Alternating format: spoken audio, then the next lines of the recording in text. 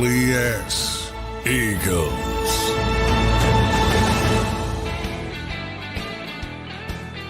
Welcome in, everybody, to a Tuesday edition of Birds 365, an NFL trade deadline edition, and an election day edition here on Birds 365. Johnny Mac, how you doing on this Tuesday morning, brother?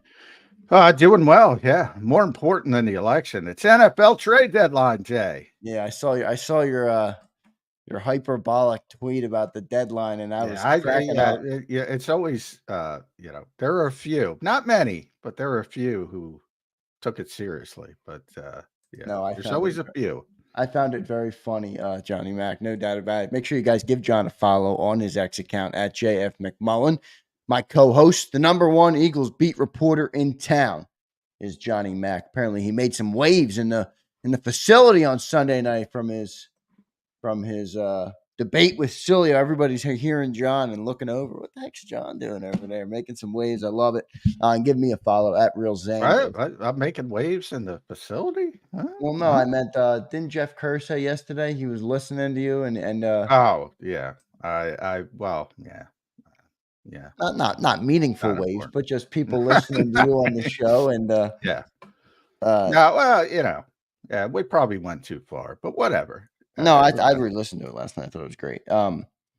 Good stuff. Give me a follow, everybody, at Real Zander. That's my new Twitter. A lot of people keep mentioning my old Twitter, which is fine. But use that new Twitter at Real Zander for my sports account. Drop me a follow over there. I always follow back all of JAKIB Nation. So thanks, everybody, for being here. We got a great show planned today. We're going to talk about Nick Serianni. I know people may or may not like that, but we got to talk about it. We will talk about that. We'll talk about Jalen Hurts, the progression that he's had in the last 4 games. Jimmy Kempski over at Philly Voice put out some great stats, so we will get to them, and we will run through all of that. And we'll do it all here on Birds 365 on a Tuesday morning. I want to welcome and thank everybody for being here this morning. Joe Whipp, good to see you. Zoe, good to see you, Zoe. Mike Fitter, Jimmy Wen, Devontae, Andrew Hernandez. And Andrew reminds me, yes, we will be giving away the Saquon Barkley jersey today. So let me drop the link to join in the chat for those who are not already a member. I will put the link in there, and you guys can join to become a member today, and I will add you into the Saquon Barkley jersey giveaway. John, I'm going to start with the Nick Sirianni exercise. I know you're not going to like it, and I think it's worth talking about because I want to take the results out of the equation of this conversation. I want to look strictly at the decisions. I wish we could take Nick out of it as well. Okay, well, that's fine. We can take Nick out of it. That works for the exercise. Yeah. We don't need to talk about Nick at all. We can strictly talk about the decision making in the moment because some of these, John, I just can't agree with them. So we'll run down them. Let's go through each one here. Nick Sirianni had, I think, 4 or 5 big crucial decisions in this game, the ones that are being criticized. Second quarter is the first one. The Eagles are up 10-0 at this time. The ball, it's 4th and 3 at the Jacksonville 22, and it resulted in a turnover on downs. I'll remind everybody, this was the pass to A.J. Brown that was broken up by Darnell Savage. Hurts was a little late on the throw. John, your thoughts on the decision making there? Solid decision. I would argue a little late, very late on the throw. Play was there. Player didn't execute. I would agree. Solid decision. I have no issue with that decision early in the game. It's 10-0. That's Eagles football. That's what they've done, and they wanted to push the needle there and kind of put them on their heels. And I have no issue with that decision there. The next one is where I start to get shaky. Second quarter, you're up 16-0. A penalty gives us a 2-point try from the 1. So this was toward the end of the half there when the Eagles got in, and they went for 2 from the 1. John, your thoughts on the decision there to go up 18-0 instead of 17-0? Anytime they get a free yard, they're taking it. Organizational decision. That's what they believe in. So that's organizational. organizational decision. They're going to do it every single time. If you give them a free yard, and by the way, most of the NFL does that. Most of the NFL is caught up to the Eagles in that. Okay, are you telling me particular though aspect. what you think the Eagles are going to do always in that moment, or are you telling me that what your opinion on that decision-making process is? Because I view you as No, a I don't have a problem with the decision making. That's one of my frustrations with this whole thing is, um, you know, again, it dates back to a certain coach we're not bringing into it. It dates back to the Doug Peterson era. And it is organizational. And it is one of the reasons they have their own their only Super Bowl championship, and everybody seems to ignore it. And the frustrating part for me is, I always joke as an older guy, the only ism allowed in America today is ageism. I shouldn't be the open-minded one, supposedly. But I mean, this has worked for the Philadelphia Eagles. And anybody who doesn't see it isn't paying attention. yeah, but what does that have to do with the decision on Sunday? What do you mean? It's an overriding philosophy. It's an organizational decision.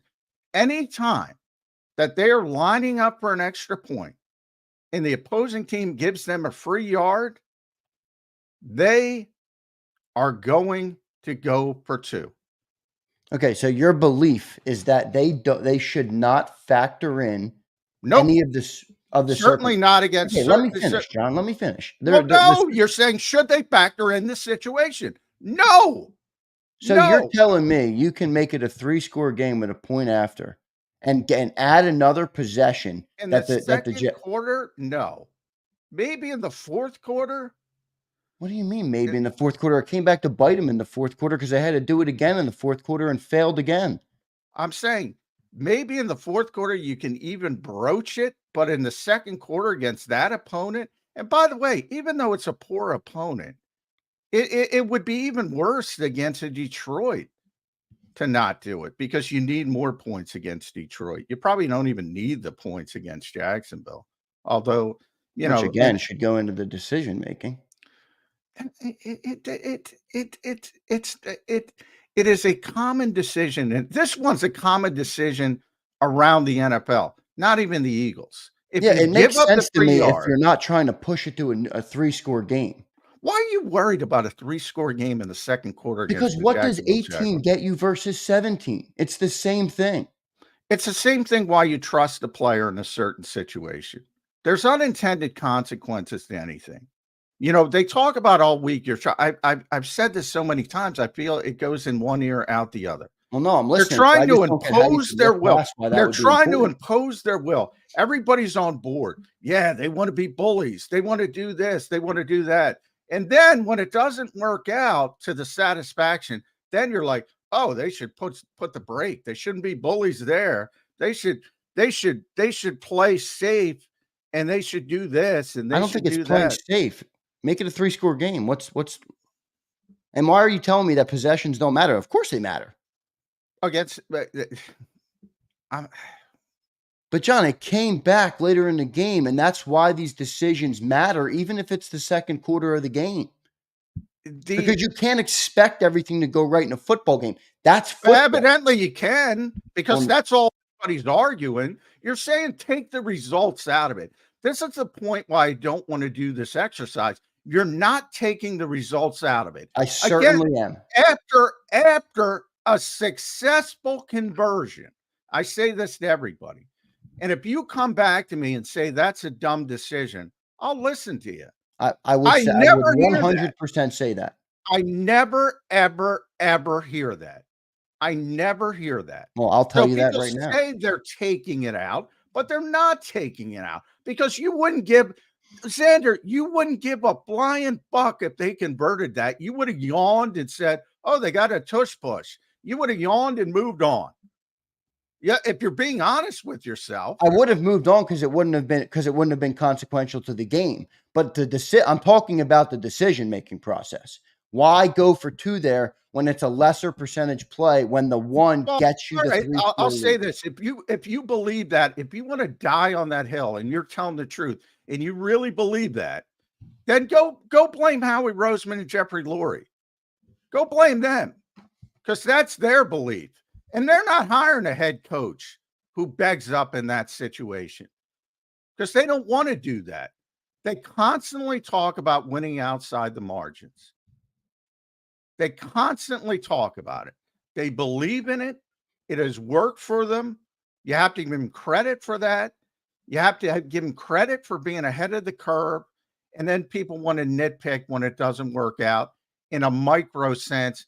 And they don't want to look at the macro of the whole entirety of how successful this philosophy has been for this organization. Yeah, but past success, John, does not guarantee future results.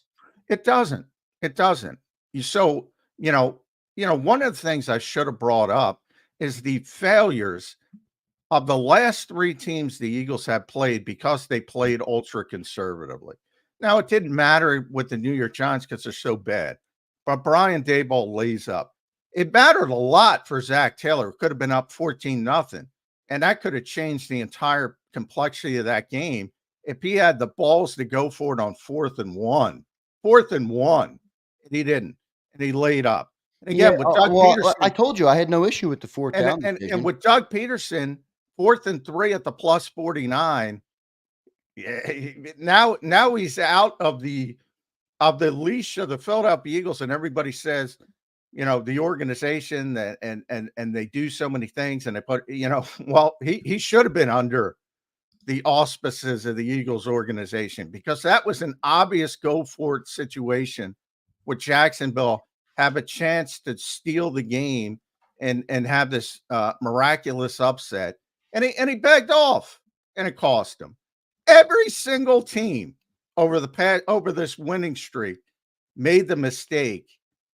I didn't go back to Cleveland. I don't know if they made the mistake, but there were 3 different teams who made the mistake. And we're sitting here talking, nitpicking about unsuccessful plays, saying we're taking the result out. We wouldn't be nitpicking successful plays. John, So if I'm the coach, whether it's successful or not, I live and die with the result. I would have taken the 1 for one reason. The 1 makes it a 3-possession game. That's it. That's the only thing I'm arguing. I'm not arguing the result. You're putting words in my mouth. I'm not putting words in your mouth. You just admitted we wouldn't even have this conversation with you can't do it. You think you're doing it, but you can't do it. You wouldn't even be having this conversation. But to get to your point, if you truly believe that over the long haul, yeah, you're going to be less successful than the Eagles. But I'm not arguing in that moment, you're going to be more successful. I'm not arguing the philosophy. I'm arguing in that specific That's instance. why they do it, the philosophy. Okay, that's but why so they just take do the it. philosophy and apply blanket over every single game and every single decision? You think No, that's again, in the fourth you're a smart quarter- enough guy to know that different things factor into every single decision. Don't bring up the smart. Don't go down the sillier route. Don't go down the sillier route. I'm not going down any route. I'm not pretending. I'm telling you what the organizational belief is. So the philosophy runs the situation. Now in the fourth quarter, and by the way, and the coach that everybody, wants to blame, it's his job. It's a lightning rod. So from their situation, they think he's doing a good job with that part of it because they take the heat. He takes the heat off everything else, which I've explained. He's more of a firewall because I do believe in the fourth quarter, he might make a different decision. Not positive, but I think he might. Now, the organization, no, they wouldn't. He's more of a firewall from going further down the route that people don't think they don't want him to go, but have loved it overall. They just don't realize it. So the score has So if it's philosophy, and I'm not talking about philosophy, what is the point? That's the foundation of why they do it, because they believe in it.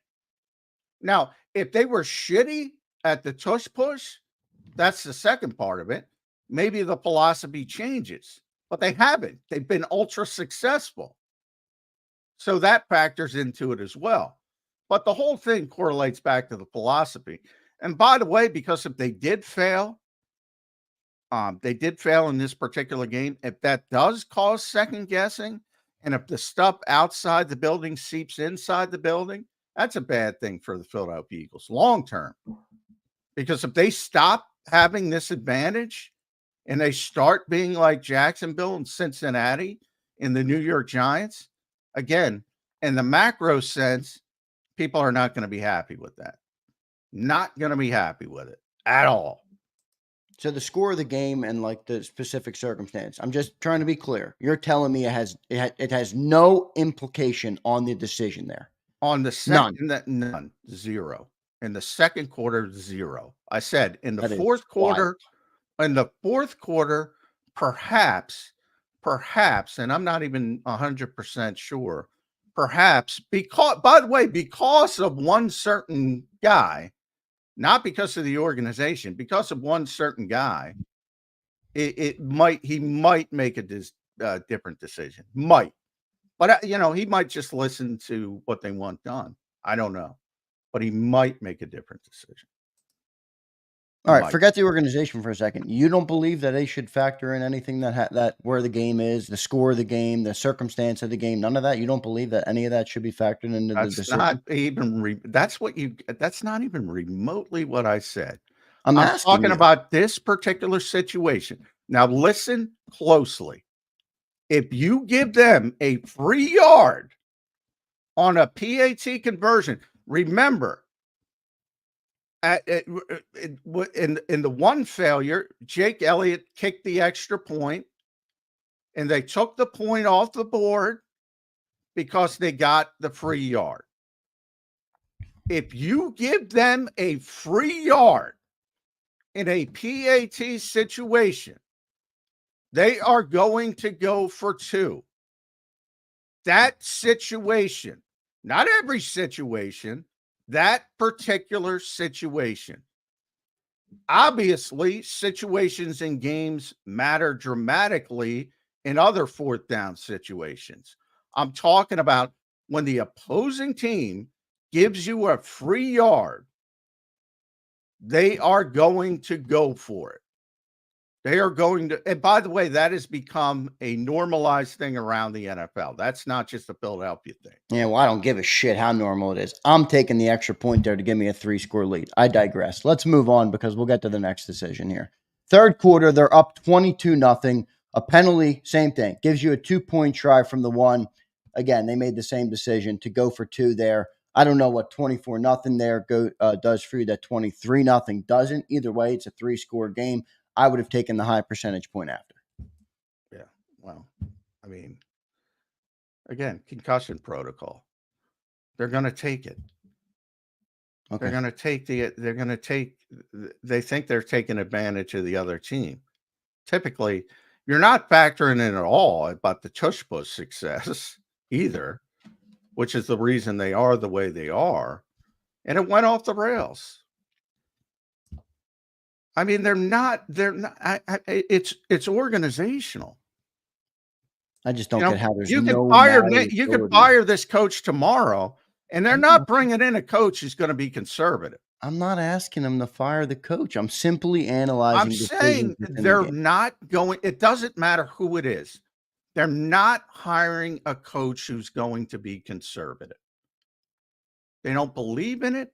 They don't believe it's an advantage. They believe it's a disadvantage. I think over a very large sample size, they've been proven correct, and they will continue down that road. Okay, so I was successful in 22. I'm just going to keep doing something and beating my head against the wall. Like I don't see how that's a good way to go about anything. I mean, I'm sorry. Again, you're looking at one team. You're not looking at the other failures in other cities and how they play, because the vast majority of teams are less aggressive than the Eagles, and it doesn't serve them well. And the one team that's more aggressive, it serves them very well. There's a few, but and by the way, the Eagles have set the sort of foundation for the rest of the league, unfortunately, from their perspective, because people are starting to catch up. But yeah, I mean, they're not. It doesn't matter who it is. That's my point. It doesn't matter who it is. This team's going to be aggressive by nature. Now, if it's, if Jalen Hurts isn't here, if you have a quarterback that is not mobile or a quarterback that is injury prone or a quarterback who can't do it, then you got to shift. You got to shift. If there's personnel changes, you got to shift. Now, they're still going to try to be aggressive in different ways, but you have to do it differently. In the case of the tush push, it literally it's astonishing to me that people that follow this team and they do. That's the ironic part. Again, when it's all peaches and cream, bully him, be physical, greatest play ever. Oh, the league's trying to ban the tush push, which was never even true. How can they do that? How can they? They're always against the Eagles. Oh, but don't do the tush push when it doesn't work. I That's not even what I'm arguing, John. If I'm the coach, and I'm not saying I'd be a good head coach, I'm looking at the decision. If the one gives me the 3-score game, I see no advantage of taking the risk and going for the 2. I would just settle with my Pro Bowl kicker and take the 1 there. Now, if it's a different game, if I'm trying to get back in a game, you're right. If I'm playing Detroit Lions, it's a different approach. That's a different circumstance with a different set of parameters to make my decision. What do I always tell you, Zander? If your GPS is programmed somewhere, you're getting there. Like coaching, for instance, there's a lot of intangibles to coaching. One is trusting your players. One is getting your players to play for you. I'm not even getting it because that's way too out of left field, and people aren't going to get that. Trusting your players and not trusting your players and what that puts into the back of their heads. For after all their success, and saying, you know what, we're gonna beg off here. I mean, because that's such a esoteric thing. I mean, I try not to even go down that route, but that plays into it as well, trusting your players. Now, the same thing you just said, Pro Bowl kicker, we're eventually going to get to. I'm guessing you're not going to say Pro Bowl kicker with 57-yard field goal. Trusting your player in that particular situation. And that's one where I admit I would have had some, but I'm not the head coach of the team. I would have punted the football. But, I do recognize that would put doubt in the mind of, like, what the fuck? I'm a Pro Bowl kicker. Right. I've made these big kicks all the time. So I can say it. If Nick Serianni does it, and I shouldn't have brought up his name, that's my fault. If he does it, it has wide-ranging repercussions that people don't even think about. Like, I can say it, I don't have to deal with him. No, I can understand that line of thinking completely. I don't have to deal with the player. To say you're not going to trust that offensive line and that quarterback to get a tush push in, boy, man. But is there not like a level of common sense there where the players would even be like, "Oh yeah, duh, let's get up 3 scores," right? Nah, I don't. They don't think that way. Football players are about imposing their will, and especially ones who are bullies and impose their will typically. And they want coaches that have confidence in them. And by the way, they've earned that confidence for the most part. And if that wavers, that's not a good thing. But again, that's too esoteric. I don't even want to go down that route. But I actually understand that point, though. I get what you're saying completely. But to not trust these players in that situation, That's unfathomable to me. All right, there's With one more decision I want to talk about. Demonstrated previous success. There's one more decision I want to talk about, and I'm not going to go to the fourth quarter one, which when they're up 28-16, they went for 2. Whatever.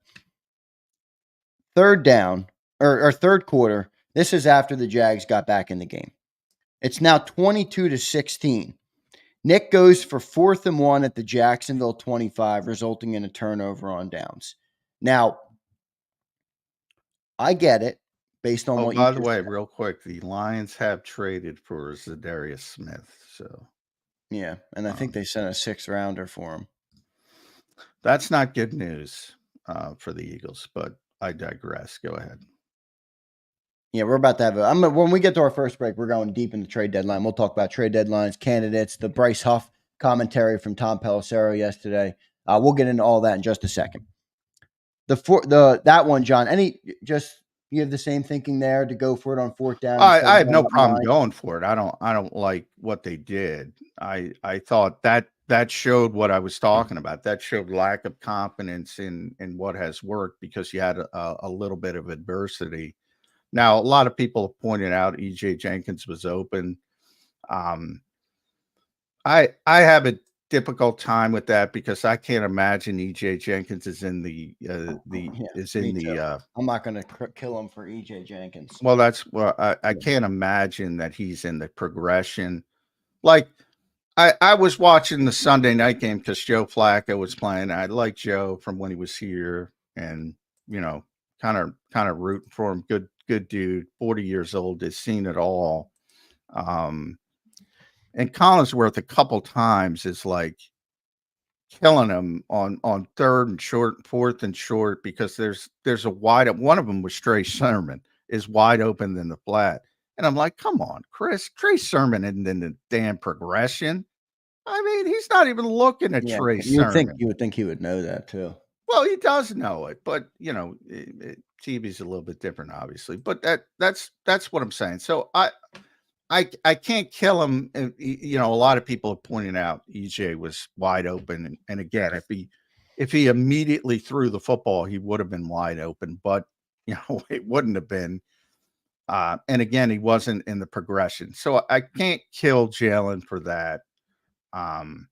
Even though on film it looks like it would have been an easy conversion. So I'm not even going down player execution because I don't know what the progression was. But yeah, I mean, it's hard to do this one without factoring in the result, because if you're going to go for it, I would say go for the tush push again. But that's the problem I have with that. But you don't have an issue with like people who say take the field goal there to go up 2 possessions and make that was 4th and inches. I mean, that's part of this. So my criticism there is, come on, stop it. They did waver because of a little bit of adversity. And by the way, they might have gotten the 1, and it might have been a bad call. It might not have been a bad call. Like some people think it was a bad call. Some people said it wasn't a bad call. I don't know. It was very close. I believe it was called not touchdown, but extra point conversion on the field. They would have stuck with it, as opposed, but they called he didn't get in, so they stuck with that. I think it was one of those. So I think people don't even factor that in. I think the Eagles didn't factor that in, and that was inches. And they would, I would have stuck with the tush push, but for the 4th and 1, no. I mean, so am I and then I'm genuinely asking me, am I personally putting far too much stock in making it another possession game? Like the only times I've looked at the decision and said, oh, I wouldn't have done that, is not criticizing their aggressive philosophy. I'm not asking for a conservative coach, but when I look and I'm like, okay, if the simple play extends it and makes it, whether in this case it would have made it a 2 possession game, and the case earlier would have made it a 3 possession game. Me personally, that's where I'm like, oh, I would have just taken the highest percentage play possible. I think in the second quarter, yes. I think it's you don't even think about shit like that in the second quarter. Well, that was in the third quarter, that one there. No, I'm saying as it gets later in the game, I think it factors in more. Certainly in the 4th quarter, it would factor in. In the second quarter, nah. I mean, Yeah, that one was third quarter, the 22-16, but I get what you're saying. It's a scale of how yeah, important it gets. Yeah. and certainly in the fourth quarter, yeah, it's important. But yeah, I would say second quarter, no, I'm not even thinking about it. And I know people say it was chasing points. I it's to me, it's and I know it's an organizational philosophy. Um, Now, I and the ironic part, as I said, he's more of a fireball than anything, because sometimes he will do what he wants to do, sort of like Vic, which we'll talk about with Bryce Huff. Sometimes he does do what he wants to do, and it probably doesn't go over that well.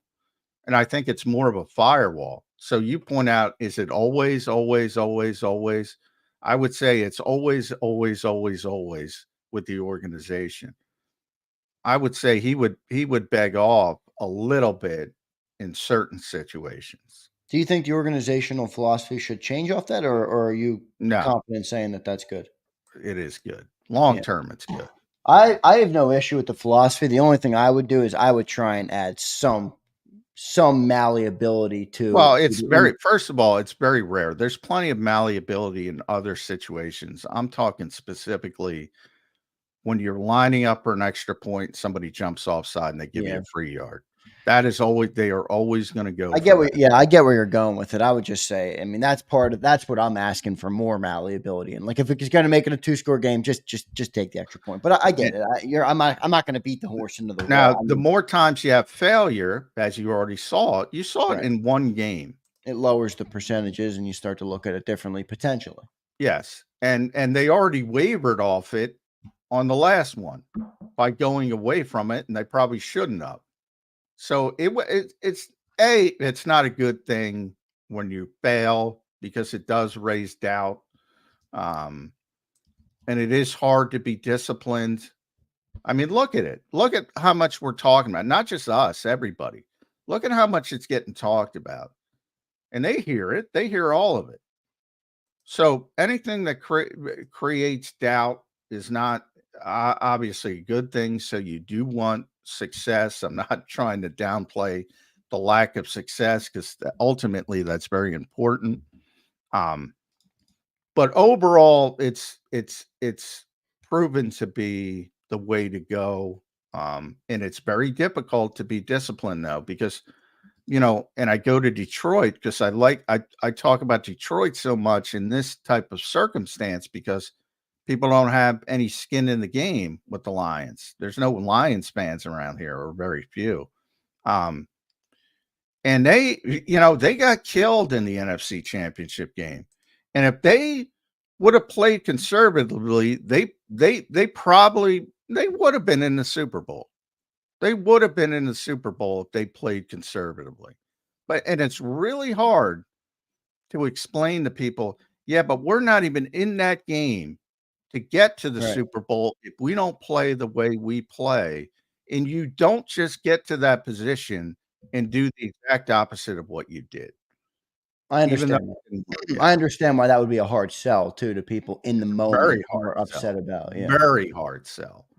Um, And Detroit, it looks like they've overcome it. Obviously, they look like the best team in the NFL. We'll see how the rest of the season goes, but they are sticking to their guns. Um, the Eagles have pretty much stuck to their guns. I think they will continue. Even if Nick gets fired, I think they will continue um, down this path. So, for those hoping Well, for, definitely, right? I mean, if it's organizational, it's yeah, hiring Nick. Yeah. so they're not hiring Mike Vrabel. Yeah, they're not hiring. And I don't know. I don't want to pick on Mike, but I know a lot of people because they think he's old school defense, blah, blah, blah. If you don't go along with what they want from an aggression standpoint, they're not going to hire you. They're not going to hire you. That can be, there's some negatives I think that can be perceived to that. Like, Andy's not going for it every single time. I mean, I think he's an aggressive coach. They Yeah, I don't don't think go he for it every single time. Again, I you're taking one situation, which is rare, a team giving you a free yard on a point after and expanding it. There's oftentimes that people have talked about why Nick did you go on 4th and 3 and you didn't go on 4th? He'll do in the same game. He'll go on 4th and 3 and then he won't go on 4th and 3. And people ask him, well, why? And he'll explain different situation. Didn't feel it was the right thing to do here. Blah, blah, blah. Right. So, I mean, it's not just one game. There's a long history of this. And I would say he's a bit of a firewall to where they want to be, which is more at the Detroit extreme end. Interesting. Well, all right, let's move on because I want to get into the trade deadline. But I will bring up one decision that is not have any Eagle implications that we should be able to all agree on. In last night's Monday Night Football game, Tampa Bay decides to, not go for 2 and send it to overtime and give it to Patrick Mahomes. Well, I'm glad you brought that up because I was going to bring that up. And yeah, you should go for the win there. Yeah, no doubt. No doubt. And, it's amazing to me. No offense to you, Zander, but people want aggression when they want to, and then they want to be the most conservative guy in the world in another sense. I mean, on the road, and it doesn't surprise me all because Todd Bowles is, the type of coach the Eagles wouldn't want. And he did what he did. He didn't win the coin toss. And yeah, I mean, you're basically now, obviously you can go out there and stop Patrick Mahomes and he got banged up. It looked pretty serious right away. It's like Gumby, man. You think he's going to be out for weeks. And yeah, he's pretty incredible, man. But yeah, I don't want to give the ball to Patrick Mahomes in that situation. Me neither. I would have went for the win. I would have. They're reeling. You just scored. Now, if you bail, that coach is going to get eviscerated. So this all plays into it. Most guys don't want to take that heat. They can explain, oh, we lost the coin toss. We didn't play well on defense. It's never good when you lose, but it's much more explainable than if you go, all right, one play, we're gonna try to win this football game on the road against the Super Bowl champions who are undefeated. Yeah, you gotta try to win that game. Yeah, right there. I'm not putting the ball back in Patrick Mahomes' hands, no doubt. Let me do a quick live read for BetUS, and then we will talk trade deadline and Bryce Huff. John, I couldn't believe what came out yesterday about Bryce Huff. Now, I don't know how much merits to it. I don't know how real it is. We'll talk to you about that in just a second. Before I do that, I'm going to tell you guys about the great people at BetUS. Check them out, everybody. I just put the promo code on the screen. It's promo code YouTube150. And it gives you a 150% sign-up bonus on your very first deposit, and you get 125% on your second and third deposit. So go check out BetUS today. That's betus.com.pa. It's betus.com.pa. Use that promo code. They have the fastest payouts in the industry, 24/7 customer support, and they'll even give you your own custom account manager. Big thanks to them for sponsoring this 2-hour edition of Birds 365. And by the way, John, somebody alerted me yesterday, and I think he's in the chat right now. Let me look if I can find him real quick. Philly Don, are you out there? I thought I saw you in here this morning. Philly Don, are you in here? I don't see you now, but I thought I saw you earlier. But, we do this show every day, John, and I don't remind everybody what time we're on. And we have a lot of new people rolling in. And some guy was like, how come I don't know when you're on. When are you on? We are live here on Birds 365 every single weekday from 8 to 10 a.m. That is 8 to 10 a.m. Eastern time, that is. The morning show. If you're new to the show, or you're just watching your first episode, or you're just catching this segment, we're 8 to 10 every single day, and the National Football Show is 2 to 6 p.m. Eastern every single day. So that's where you can find us, and I join Dan Cilio every day at 3:30 p.m. Eastern time. And then all of the other videos and premieres and content you see on the channel are clips and segments and highlights from those shows. So big thanks to you, Philly Don, for reminding me to let everybody know when we're here every day. And there's my man, Philly Don. Philly Don, appreciate you, brother. Thank you, man. John, let's talk about Bryce Huff.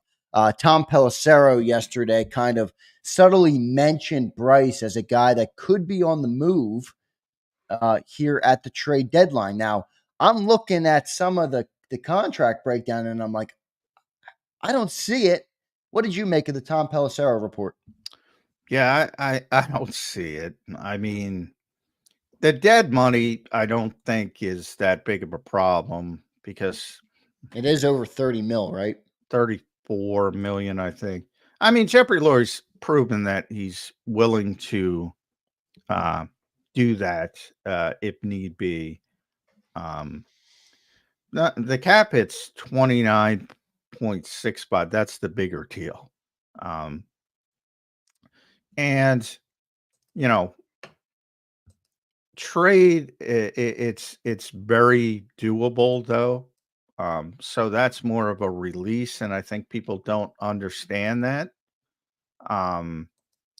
So there's a lot of ways you can go about it, which is restructure, pay some of the money down. So the point I'm trying to make is you never say never. And obviously Tom is very plugged into the NFL. So I think something's going on. And I think, Howie's come to the point that Bick's not going to play this kid to the point where Bick doesn't like this particular player. There's the hand injury, which, was real. He had something on his hands. But it was weird in the fact that it happened pregame and then he wasn't playing and then he was playing late in the game. So if you're hurt, you're not playing. And then why are you coming in late in the game? That didn't make sense. Bryce, a couple of us tried to talk to Bryce after the game. He did not want to talk. So, I mean, something's going on. And the fact that Tom mentioned it is, I always joke, and I joked this morning on Twitter, get out there and read as many bullshit rumors as you can. With Tom, it's not bullshit. So, yeah, that's what I mean. He's like right in there with the NFL, Yeah. So There's something going on. And, I always say with organizations, if you make a mistake, it's better to admit it early and take your medicine right. if you can. And there's no guarantee like anybody wants Bryce Huff. And if he is hurt, that complicates it even more. Who wants a trade for an unproductive edge rusher who's hurt? That would factor into it as well. But it's not working here. And it might not get done today, but I think it's pretty clear that they're going to bite the bullet after the season in some way. Because Bick's not going anywhere. I mean, I don't care if Nick gets fired. Bick's not going anywhere. I think they will, whomever they hire in that kind of situation, Vic Fangio is going to be like Jeff Stout. I don't think Nick's getting fired either. I don't think he's getting fired either. I'm just saying, in that type of situation, worst case scenario, if they have another collapse like they had last year, which I don't think they're going to have, but in that type of scenario, I think they're going to force, not force, but because there's plenty of coaches that would love to have Vic Fangio as a defensive coordinator. I don't think he's done a really nice job this year. Vic Fangio deserves a lot of credit, I think. I don't think Vic's going anywhere. And I don't think he likes the player. Not personally, Yeah, no, the football player, yeah, yes. I guess. And I think the Eagles have come to grips with that. That's a big miss there, but you're not going to be 100%. So I'm not going to, I'm not going to kill Howie. I get it. Sometimes it sucks to pay a player, but you don't shoot 100% from the field, and you can look at a couple of other things that Howie did this offseason that are as of right now are panning out very well with the 2 draft picks and Zach Bond, obviously, and Kobe Dean's finally showing some signs. So still some good things on that defense, but Bryce Huff, might be on the move. Another trade just came down in the NFL. Everybody, breaking news. The Bears sending Khalil Herbert, the running back, to the Bengals. Bengals were in desperate need of a running back after moving on from Joe Mixon. So they get Khalil Herbert from the Bears. I didn't see any compensation yet on that. And then the other move that we mentioned briefly, but I do want to bring it up here in the trade deadline. 2025 7th-round pick for Khalil Herbert. For Herbert, that's what it was? Yeah, I mean, the Zadarius Smith move hurts a little bit, John. I'm not going to lie to you. That's a guy that I thought would potentially, be a good fit. But John, also, and tell me if I'm off base on this. Part of me is ready to stop with the bringing in the old guy on the other side of his prime and hoping you can get something fair. out of him That's late, fair. and that's why I was like, I understood what you were saying where, Myles Garrett and Max Crosby are most likely not a realistic probability to be moved or for Howard to even send that type of compensation to get those guys. But at least that thought process of a game changer would make sense to me a lot more than hoping you can get another rotational piece that's, 30 plus and bringing them in. But I did kind of like Zadarius Smith, and they sent a 2026 7th to Detroit with Zadarius Smith and they got back a 2025 5th and a 2026 6th. So basically a 5th and then a pick swap there on the 6th and the 7th, which is interesting. What did you think of the Zadarius Smith move? Well, I love it from Detroit's perspective, Yeah, me but too. you have to realize what it is. It's, it's a baseball like, you're picking up a guy for half a year in a playoff run. That's it. No other expectation. And when you're in the position they're in, that's when you swing for the fences. That's when you try to do it. That's Right. in theory, that's what the Eagles would want to do as well. Knowing he's not going to be long term. Now, when Vic was asked about the trade deadline last week, he said the same thing you said. I'd rather have somebody who's going to be here for a number of years. Yeah, building block type of piece. Yeah. Now, in the case of Miles and Max, I mean, that's unrealistic. So you're more talking about younger players who maybe have been undervalued, or you think have been undervalued by their teams. That's why I brought up Josh Uche all the time before he got dealt. Right. He went to Kansas City, I believe, right? Yeah, he went to That was Kansas interesting, City. John. The day you brought him up, that was the day he was traded. I thought that was pretty cool. I'm like, if you listen to Birds, you're ready, everybody. Baron Browning is a guy who a lot of people brought up because he was with Vic in Denver. He got traded to Arizona, I believe. Now, that's always interesting because that's how people do a lot of these rumors. Oh, Baron Browning was with Vic in Denver. And he was, but I always found that, sometimes it's like, I say this all the time during draft season. Oh, he's in for a top 30 visit. Sometimes those things don't go well. Like people assume it's always positive. And I don't know Vic's relationship with Baron Browning, but I know he wasn't an edge rusher. He was an inside linebacker when Vic was there.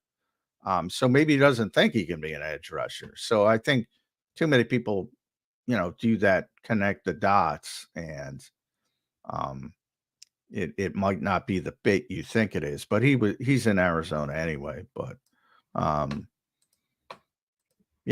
mean, to me, that's the position they need. I don't think they have a need really anywhere else. I mean, if something falls in your lap, obviously you want to take it. Always want to try to improve. But I seriously don't think they have an obvious need where they have to address it.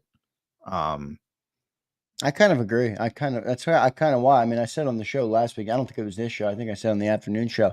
I don't know if I don't know. I'm not anticipating a move today, honestly, from Howie.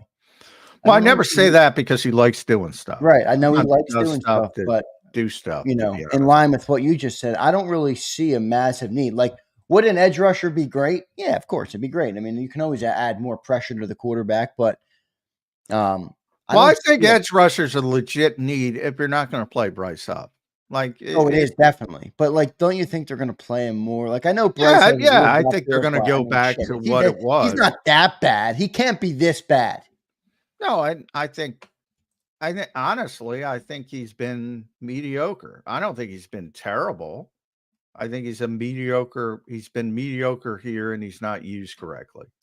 Um, which is I think the problem. And he'll go back to playing his 22 reps and you know, everybody will say, "Oh, Nolan Smith's in and Bryce Huff isn't in," and that'll continue. But um, and hopefully he seems to like Nolan better. Hopefully Nolan keeps getting better, and he can start playing more snaps. So, because one thing I am concerned, even though there's no evidence of it, Brandon Graham.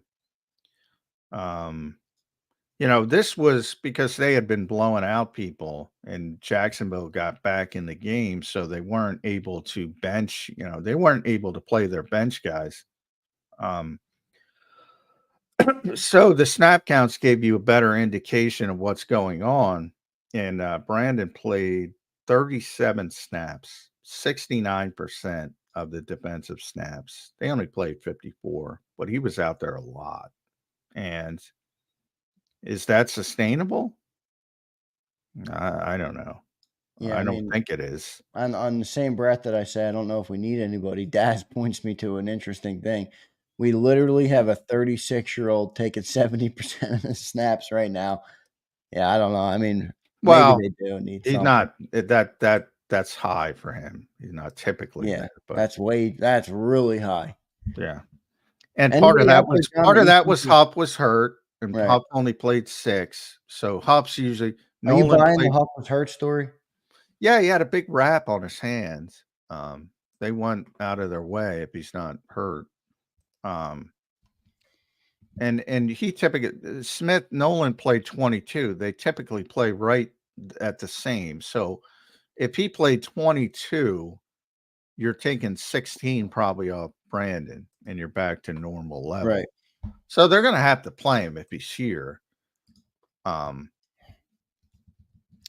And I don't criticize Vic for much, but I think he needs to utilize him better if he's here. I've said that pretty consistently. And I haven't seen that. Not a lot to criticize Vic for. He's skating by. It's coordinator day. Yeah, he's done a good job. Although I will say, I thought Doug Peterson adjusted pretty well in that second half and kind of finally made some moves. Yeah, they did. But Yeah. I mean, it is the NFL. I mean, Right. anytime you're in the NFL giving up whatever they give, what was it, 215 yards? I Yeah, mean, and that's what I said yesterday. I'm it's like, that's a pretty good day. I mean, what do you want? And by the way, that's skewed. And you know me, I hate to blame the officials, but the Barkley play skewed everything. Like everybody's thought process of that game, it skewed everything.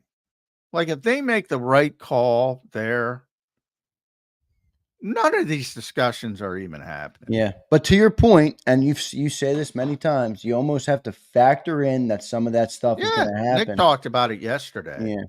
I mean, and that's kind of why I took some of the takes I did on the decision making with Nick, where I'm just like, you can't factor in that it's going to all play out like you want it to. Well, and You by know, the way, I should have brought that up, and hopefully we could put a bow on it. So I do want to, Nick was obviously asked, yeah, and he doubled down, and he said, and I'll quote him here.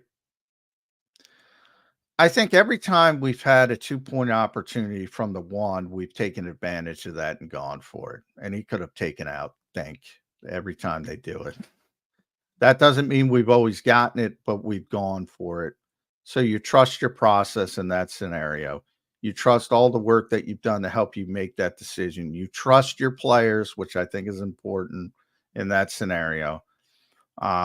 I'm not going to get into the things that Jacksonville did to stop that. They did a very good job. Credit to them to stop a play that's been very successful.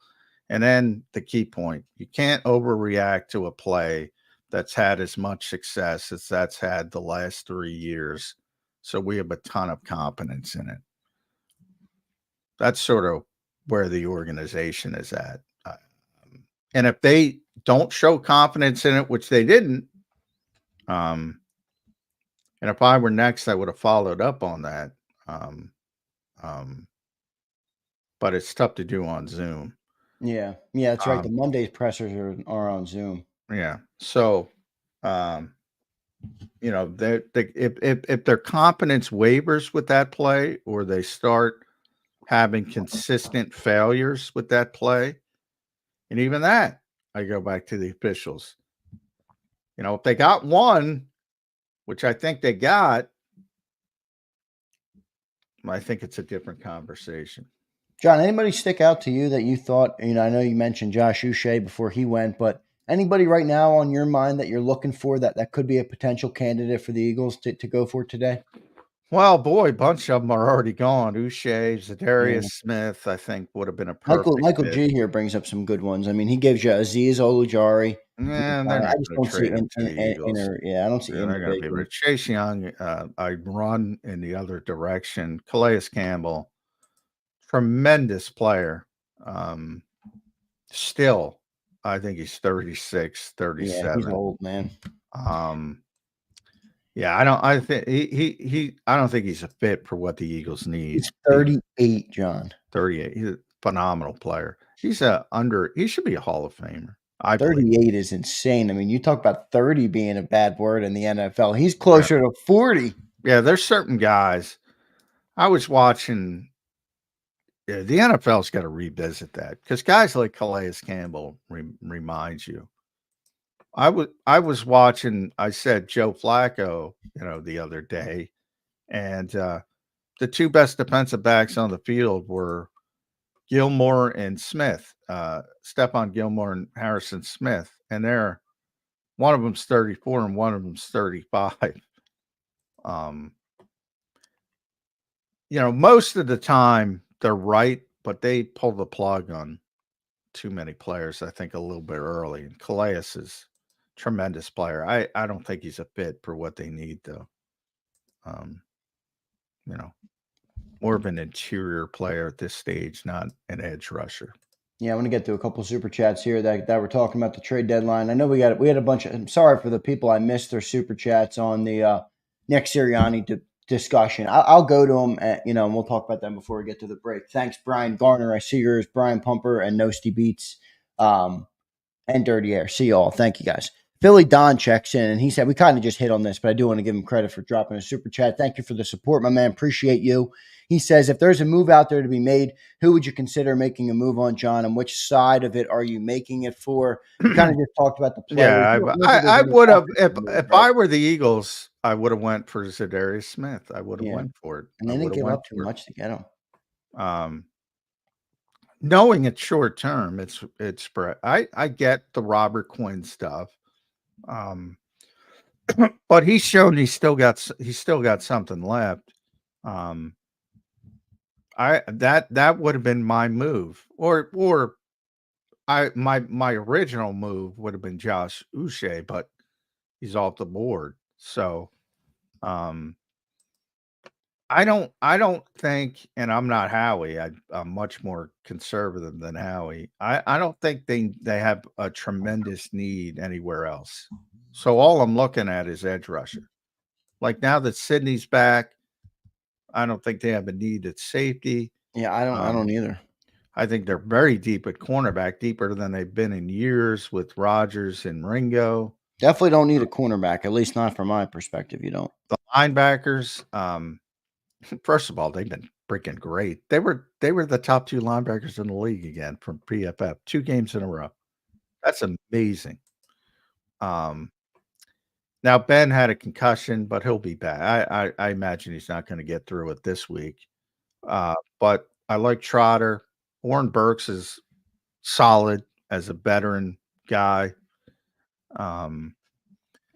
Defensive tackle, I think they have some young guys who can play a little bit in the Jomo Booker. And as Vic said, man, this is not a plug and play league. So, you're not going to just step in and play. He said a couple positions a little bit easier, and he mentioned corner, which they don't need. But, you saw it with Cam Robinson. He's out there playing well at left tackle because all you do is go and block, go pass protect. So there's certain positions where it's a little bit easier. But in general, it's not a plug and play league. And then offensively, I mean, they don't need anything. A lot of people want another running back, but I mean, I don't know if that makes sense. no. What do you want? I'm Well, obviously I guess just because Saquon's on pace for so many damn carries, and honestly, Jalen Hurts is on pace for like 190 carries too. half of them tush pushes. So remember that. Shane will Definitely a yell at good bit you. of them tush pushes. Shane will yell at you. So a lot of them victory formation too. You got to add Shane will that drop in. a couple F-bombs at me. Yeah, I mean, I think Kenny Gainwell's a fine backup, and I think Will Shipley's again a good young player that if you had to throw him in there, I think you'd be surprised. But you know, Should they be using Gainwell more? yeah, I mean, I think they're having Saquon touch it too much. I don't know if it's sustainable. You saw he was dealing with something in the game. I think it came from the big hit on the big hurdle play. I mean, yeah, that's why watch it's that. hurdle, guys. That's why He got cleaned on that play, man. When he landed, he got hit hard. That's why they teach you not to jump in the open field. I know. Certain guys can do it and get away with it. But yeah, I mean, I mean, it's a lot of touches, and the Eagles claim they're going to manage him during the week. When it comes to load management, not going to be in the game if they need him to win the game. They're going to use him to win the game. So, but I do think there's this mentality of, look, if you lose Saquon Barkley, you're screwed. You're not replacing him. You got to play a different way. You got to persevere. They have good backups. But you have to play a different way. Just like when they lose AJ, you have to play a different way. You can't replace players like that. No doubt about it. Good stuff, Johnny Mac. We'll get to a break. Well, real quick, what do you think of the fit for Zadarius in Detroit? That's a nice great fit. Yeah. Well, they lost Hutchinson, so it's amazing they haven't missed a beat because that guy was going to be the defensive player of the year if he kept it going. And you thought, oh, that's a big injury. Maybe they'll come back to the pack. Nope, not at all. No. They look really good, man. So he's not obviously Aiden Hutchinson, but he's still a good pass rusher and makes the best team in football a little bit better. That's what you're trying to do. So I like the move for them. They're doing. I would have liked the move for the Eagles. He might win GM of the year this year, Holmes. Yeah, well, I forget who won it last year, but he should have been in it last year. It wasn't Howie last year, was it? No. I'll look it up, but that's I think it might have been Holmes. But are we going to break? I'll look at the break. Yeah, I'll go to a break. We'll get to our commercial break. Before I do that, though, I'm going to read these super chats, John, before we get to the break, because I want to bury the next Serianni topic, but I do want to read these super chats from our great viewers and the supporters of JAKIB. Thank you, guys. Brian Garner checks in. Brian Garner says, I don't change my mind based on the results. I'm old enough to have made bad decisions that worked out. Doesn't mean I would do them again because they worked. I'm not even. Yeah, it was, by the way, Brad Holmes, by the way. Oh, was it that one? Yeah, I kind of thought it was once I said that. I'm like, oh, maybe it was Brad. So he probably won't win it back to back. They don't like to do that, but we'll see. Brian, appreciate the Superman. I hear you. I'm not very old, but I do. Well, agree with I get, and maybe he's telling the truth, but I never hear people complain about successful plays. I get a lot of complaints about unsuccessful plays. I get a lot of complaints about play calling, and nobody knows. I really tried to keep it just about the decision. Well, I'm answering his question. I get a lot of complaints about play calling, and no offense, Brian, but I know you don't know what the play call is. And I know that because I don't know what the play call is. Right. And I talk to these guys all the time, and I talk to the coaches all the time. And I'm not even criticizing Jalen Hurts because EJ Jenkins is open because I don't know the progression. And I'm pretty sure EJ Jenkins ain't in the progression. That's why I'm not criticizing him for it. I can agree with you on that one for sure. So when you complain about play calling, and if you don't, I apologize. But when you complain about play calling, it's the same thing. You're talking about results. You're not talking about decisions. So not a lot of fans who don't base their criticisms on results. I'll just say that. Brian checks in again. He says, also, the same people who are calling for Nick's job are calling for Doug's job at the end of 2016. Yeah, I'm not ready to call for Nick's job. Honestly, I don't think Nick's going anywhere. We're 6-2 again. Well, certainly not now. I mean, well, no, I mean, we're 6. I mean, what are we going to end up, John? Seriously, right? I mean, I projected 13 wins and everyone called me crazy at the time, and I'm not saying they're going to get the 13 wins, but they already have 6 and they got some I mean, they got to play Dallas twice. They might not even have Dak Prescott for those 2 games. You're talking about 2 games potentially versus Cooper Rush. I mean, this team is going to but remember, wins pretty easily. They were 10-1 last year, and I didn't think there's any way they would have had that collapse. That's true. And look, I tell the story all the time. I was flying down to Tampa, and I was laughing at people for saying Nick Serianni's going to get fired. And I was flying back from Tampa, and I said, maybe Nick Serianni's going to get fired. That was ugly. So things can go wrong, but right now, right now, in this moment, in this snapshot, which I know people have difficulty with that as well, there's no way he's getting fired in this snapshot. I guess you bring up a good point, though. They did lose to Tyrod Taylor in the year last year. They lost to Drew Lock. I guess I shouldn't put the cart before the horse. Let's win the games first. Cooper Rush maybe can get the best of us. Brian Pumper says, Nick Sirianni is a god. J-Mac drinks from the fountain of Serianni. Criticize him all the time. You hear what you want to hear. You just, I criticize the guy all the time. Here we go, John. You'll like this one. Nosty Beats checks in. Appreciate you, Nosty. Appreciate you, Brian, and 2 Brians, Brian Pumper and Brian Garner. Appreciate you both. Nosty says, can we just agree the Eagles will likely never have this many failed 4th down, 2-point conversions in a single game again? This was an outlier game. Certainly from the one. Yes. I mean, yes, it's a complete outlier. So from that standpoint, yes, you're 100% correct. Good point. It's not even that big of a deal. Yeah, which is good point. Part of my concussion protocol. Yeah, it's not a big deal. John, you're gonna be in the concussion protocol till like January. I know.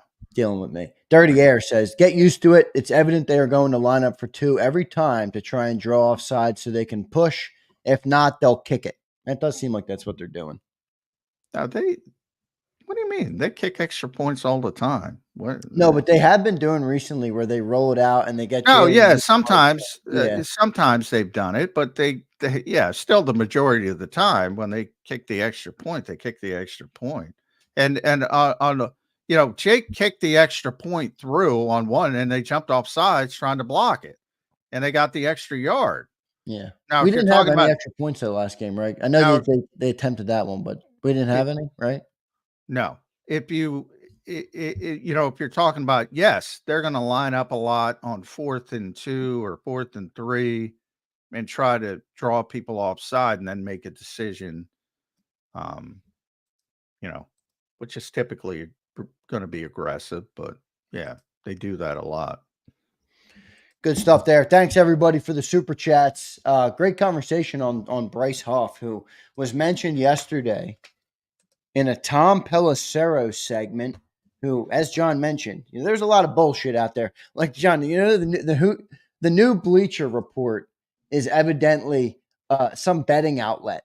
Now, I keep seeing, there's these things coming up about, oh, this guy's going to be sent here per whatever the betting outlet is. And I'm like, what? Well, unfortunately, my outlet does that based on Bleacher Report. Yeah, right. I'm like, yeah, it's horrible. But those are the bullshit. Tom Pelissero is not bullshit. He's plugged in with the NFL. He works for the NFL. So he mentioned Bryce Huff yesterday. Could Bryce Huff be on the move today? I would say it's unlikely, but I guess you never say I would never. say it's very unlikely, but I never say never with Howie. But I would say very unlikely. I would agree. Let's get to our commercial break. Appreciate everybody being here on the show today. We got a great crowd in here for a trade deadline edition. When we come back, we'll kick around a couple more trade deadline topics, and then we will talk about Jalen Hurts. Our man Jimmy Kemsky from PhillyVoice.com kind of logged Jalen's last 4 games, and I'm starting to see a trend here where Jalen and this offense are in a good spot, and they seem to be getting better and better. And that's a good sign for the Philadelphia Eagles and what they're able to do, what they might be able to do this year. So we'll talk about that when we come back. Before I get to our break, let me tell you guys about the great people at BetUS. I put the promo code on the screen. If you're watching on YouTube, you can look at it. If you're listening on the podcast, the promo code is YouTube150. It gives you a 150% sign-up bonus on your very first deposit, and you get 125% on your second and third deposits, all up to $2,000. So deposit less and bet with more at BetUS. Go to betus.com.pa. That's betus.com.pa. And a big thanks to them for sponsoring Birds 365 today, the full 2-hour show. Let's get to our commercial break. We'll be right back in 3 minutes, everybody. If you missed any of today's show on the JAKIB Media channel, listen to the podcast on your way home. Available on YouTube, Apple, and Spotify. Blocked well and tries to cut through the middle. Oh! Your gut says Miami is going to win, and you should take the over. Your gut also said your NFT selfies would only go up in value. They didn't. But your head is on Sports Grid and knows the QB is in concussion protocol. The backup has a 45 QBR against the zone coverage. The New York D has the most sacks in the league. So yeah, trust your head. It's smarter to be on Sports Grid.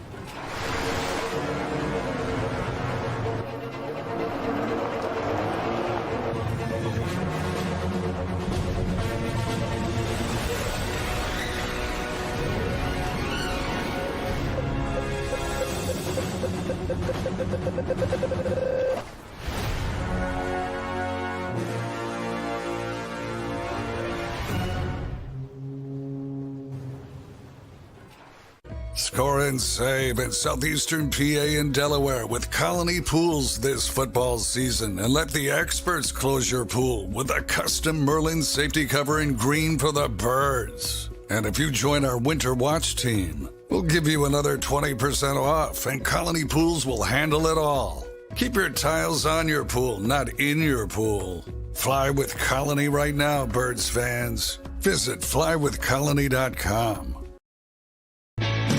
Hi everybody, my name's Jason Lombardi. I'm an inspector at DryTech. At DryTech we offer 3 major services, the first one being basement waterproofing. The second service we offer is foundation and structural repairs. And then the third service that we offer is mold remediation. If you feel you are having a waterproofing issue, give DryTech a call or check us out online.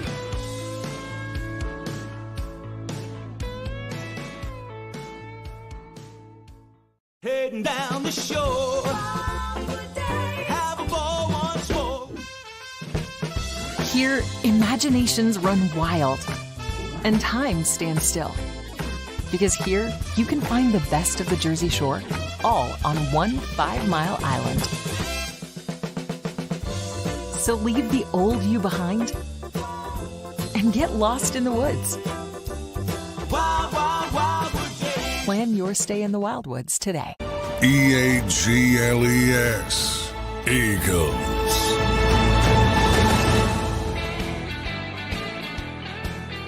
Welcome back in, everybody, to a Tuesday trade deadline edition day here on Birds 365. Another big thing happening on this Tuesday that we can leave out of the show today. We'll keep it football with you guys. Appreciate everybody for being here, man. We got a great crowd, as always, here on Birds 365. So thanks, all of you guys, for being here. Don't forget to hit that like button if you're enjoying the show.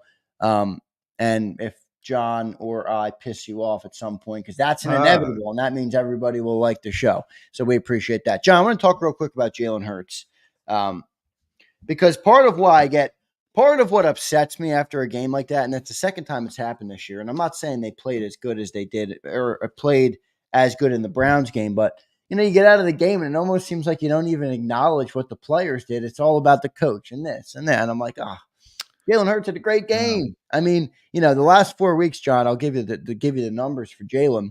I'm not going to give you the individual games, but he's 60 of 83, which is a 72.3% completion percentage. He's got 844 yards and 10.2 yards per attempt. He's got 6 touchdowns to 0 interceptions. That's not including his rushing touchdowns. And he's got a 128.8 average passer rating. He's playing really good football right now for the Eagles. So for anybody in the chat who deals with a Jalen hater or, I'm critical of Jalen at times, but you got to give him credit where he's due. Point to the numbers in the last 4 weeks. John, what do you make of Jalen's play in the last 4 weeks? It's starting to become a trend. He's really found his rhythm, I think, this year. What do you make of it? Yeah, I think he's played pretty consistently, with the exception he was terrible in Green Bay, not in Green Bay. The Green Bay game in Brazil, that may have been his worst game ever, to be honest. At least going back to since he's been the starter. Maybe played poorly and when he was forced into action as a rookie.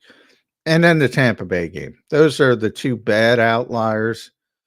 Cincinnati, to me, was by far the best game he's played this year. And then everything else has been pretty rock solid. Atlanta, New Orleans, Cleveland, Giants, Jacksonville. That's sort of his default setting. To me, I look at it in a different way. I like, me, I don't care about the numbers, but because there's a lot of things that factor into that opponent, how the sporting cast is doing. Deep ball, as I talked to him about after the game. John, you're going viral everywhere. There's like NFL creators making videos and you can hear your voice in them all. I'm not sure if you saw them. No, but it's phenomenal deep ball thrower. And, but I'm still worried about the decision, the quick throws, the plays that are there, the AJ play on 4th down. Right. That's a touchdown, man. That's a touchdown. See it, throw it, bang, touchdown. Again, the EJ Jenkins play, I'm not as focused on because, but again, if you do want to get focused, the ball's got to come out like right away. Got to see it, throw it. That I still think there's much room to improve upon, but a lot of good. And overall, that's the one thing that I would continue. If I'm Kellen Moore and Doug Nussmeier, I'm harping on that consistently. Right. Like, make the decision, throw the ball, trust yourself. Have you seen any progress in that front? Well, that's my concern. Like, I don't think, like, if you look at the numbers, I think people are going to say that's a really good game. Like, I don't think that was I think Cincinnati was a really good game. I think there was stuff to, clean up in the Jacksonville game, but it was a good game. I'm not saying it was a bad game. Yeah. But I thought there was plenty of stuff to clean up. But, the numbers were good. So I think it gets lost in that. And these are plays that are there. And I'm not saying, make the spectacular play. These are plays that should be pretty simple, the ones I'm harping on. And it comes back to when you talk about his worst game, which was Green Bay. Even though they won the game and he made plays, and I think that, and I always talk about the relentless nature. You got to play for 60 minutes against Jalen Hurts. And he's able to do some good things. Same thing in that game. Now, it was more highlighted because he had the turnovers, but it's always related to late throws. So to me, that's something that's the aspect of his game that he's got to improve the most on. And it still needs to improve, I would say. Yeah, I think one of the other I agree, by the way. I think you bring up good points there, and those are something that we definitely have to see progress from the quarterback. I'll say one of the biggest things that I'm excited about, because I think when you have the type of players that we have here in Philly, the no turnovers in the last 5 weeks is huge. Well, it's no, I think it's no interceptions in 5 weeks, and now no turnovers in 4 weeks. That's huge, John. I mean, he's not turning the ball over, and that's just, I mean, you talk about it, and the turnover battle is one of the biggest indicators of winning football games in the NFL. And if he doesn't turn the football over, most of the time we're going to win that battle. I think that increases your margin for success in a drastic measure, in a drastic way. So that's one of the biggest things I'm taking from Jalen in the last 5 weeks. He's kind of gotten back to that protecting the football mentality. And credit to you. You talked about it, in the offseason, where you're like, I would expect him to regress to the mean there, because he's never been a major turnover type of player. And it certainly looks like he's done that in the last 4 games. Yeah, it's always important. And part of it is, I was talking to Slay about that a couple of weeks ago. And when he was talking about earning the right, he was talking about it from a defensive standpoint, earning the right to turn the football over. And that, you're not gonna get turnovers when it's 3rd and 2. And again, there's turnovers all the time when it's 3rd and 2, but you get my point. Odds are, you're going to get turnovers when it's 3rd and 12 and 3rd and 13 and obvious passing situations. And, the Eagles have been playing from the lead a lot, and they've been, dominating games against lesser opposition. So, but he's been doing a good job, and that's all you can do is now there's going to be a time where he's going to be forced to try to make a play, and that leaves you more susceptible. So I think that's the context to it, but and then there's a certain randomness to turnovers as well. But yeah, he's always been a guy who's taking care of the football. And last year was sort of the anomaly. And I thought this year it would go back to more of a normal type situation. It has. But again, that doesn't mean if you're down 2 touchdowns, you're not going to try to force the envelope and throw and be more susceptible. So it's always sort of situationally based more than anything else. Do you think the running game helps with that? Like they have, I know you're not saying they've changed the offense, but like there has been a lot of runs for the team in the last 4 weeks, maybe because that's just what the situation called for. But is that they're having success with it? When I say change the offense, they didn't change the offense in the fact that all this stuff was in the offense to begin with. I just mean the last 4 weeks have been a higher rate of emphasizing running the football because they're having success with it. So it's more of an emphasis on the running game because they're having success with it. And that helps every quarterback in the history of mankind. When you can run the ball effectively, efficiently, it helps the quarterback. Every quarterback. Like that's 100%. So, but I think when I have that conversation, I think people lose sight of you're not always going to be playing a clean game. You're not always going to be playing from the lead, as you saw. And then it's magically, one of my other concussion protocols is run-pass ratio, as you know, which is defined by the circumstance of the game. Nothing more, nothing less. Everybody wants to run the ball efficiently. Everybody wants to play from the lead. Everybody across the board, all 32 teams. A lot of them can't run the ball efficiently. A lot of them can't play from the lead. Everybody will at some point need to make a play in the passing game. And you got to be able to do that to win at the highest level in this league.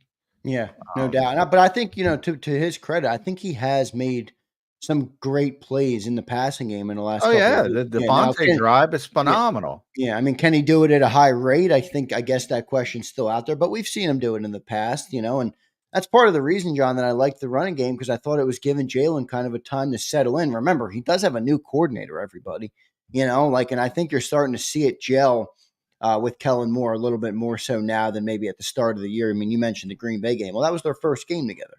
Well, Now it looks better.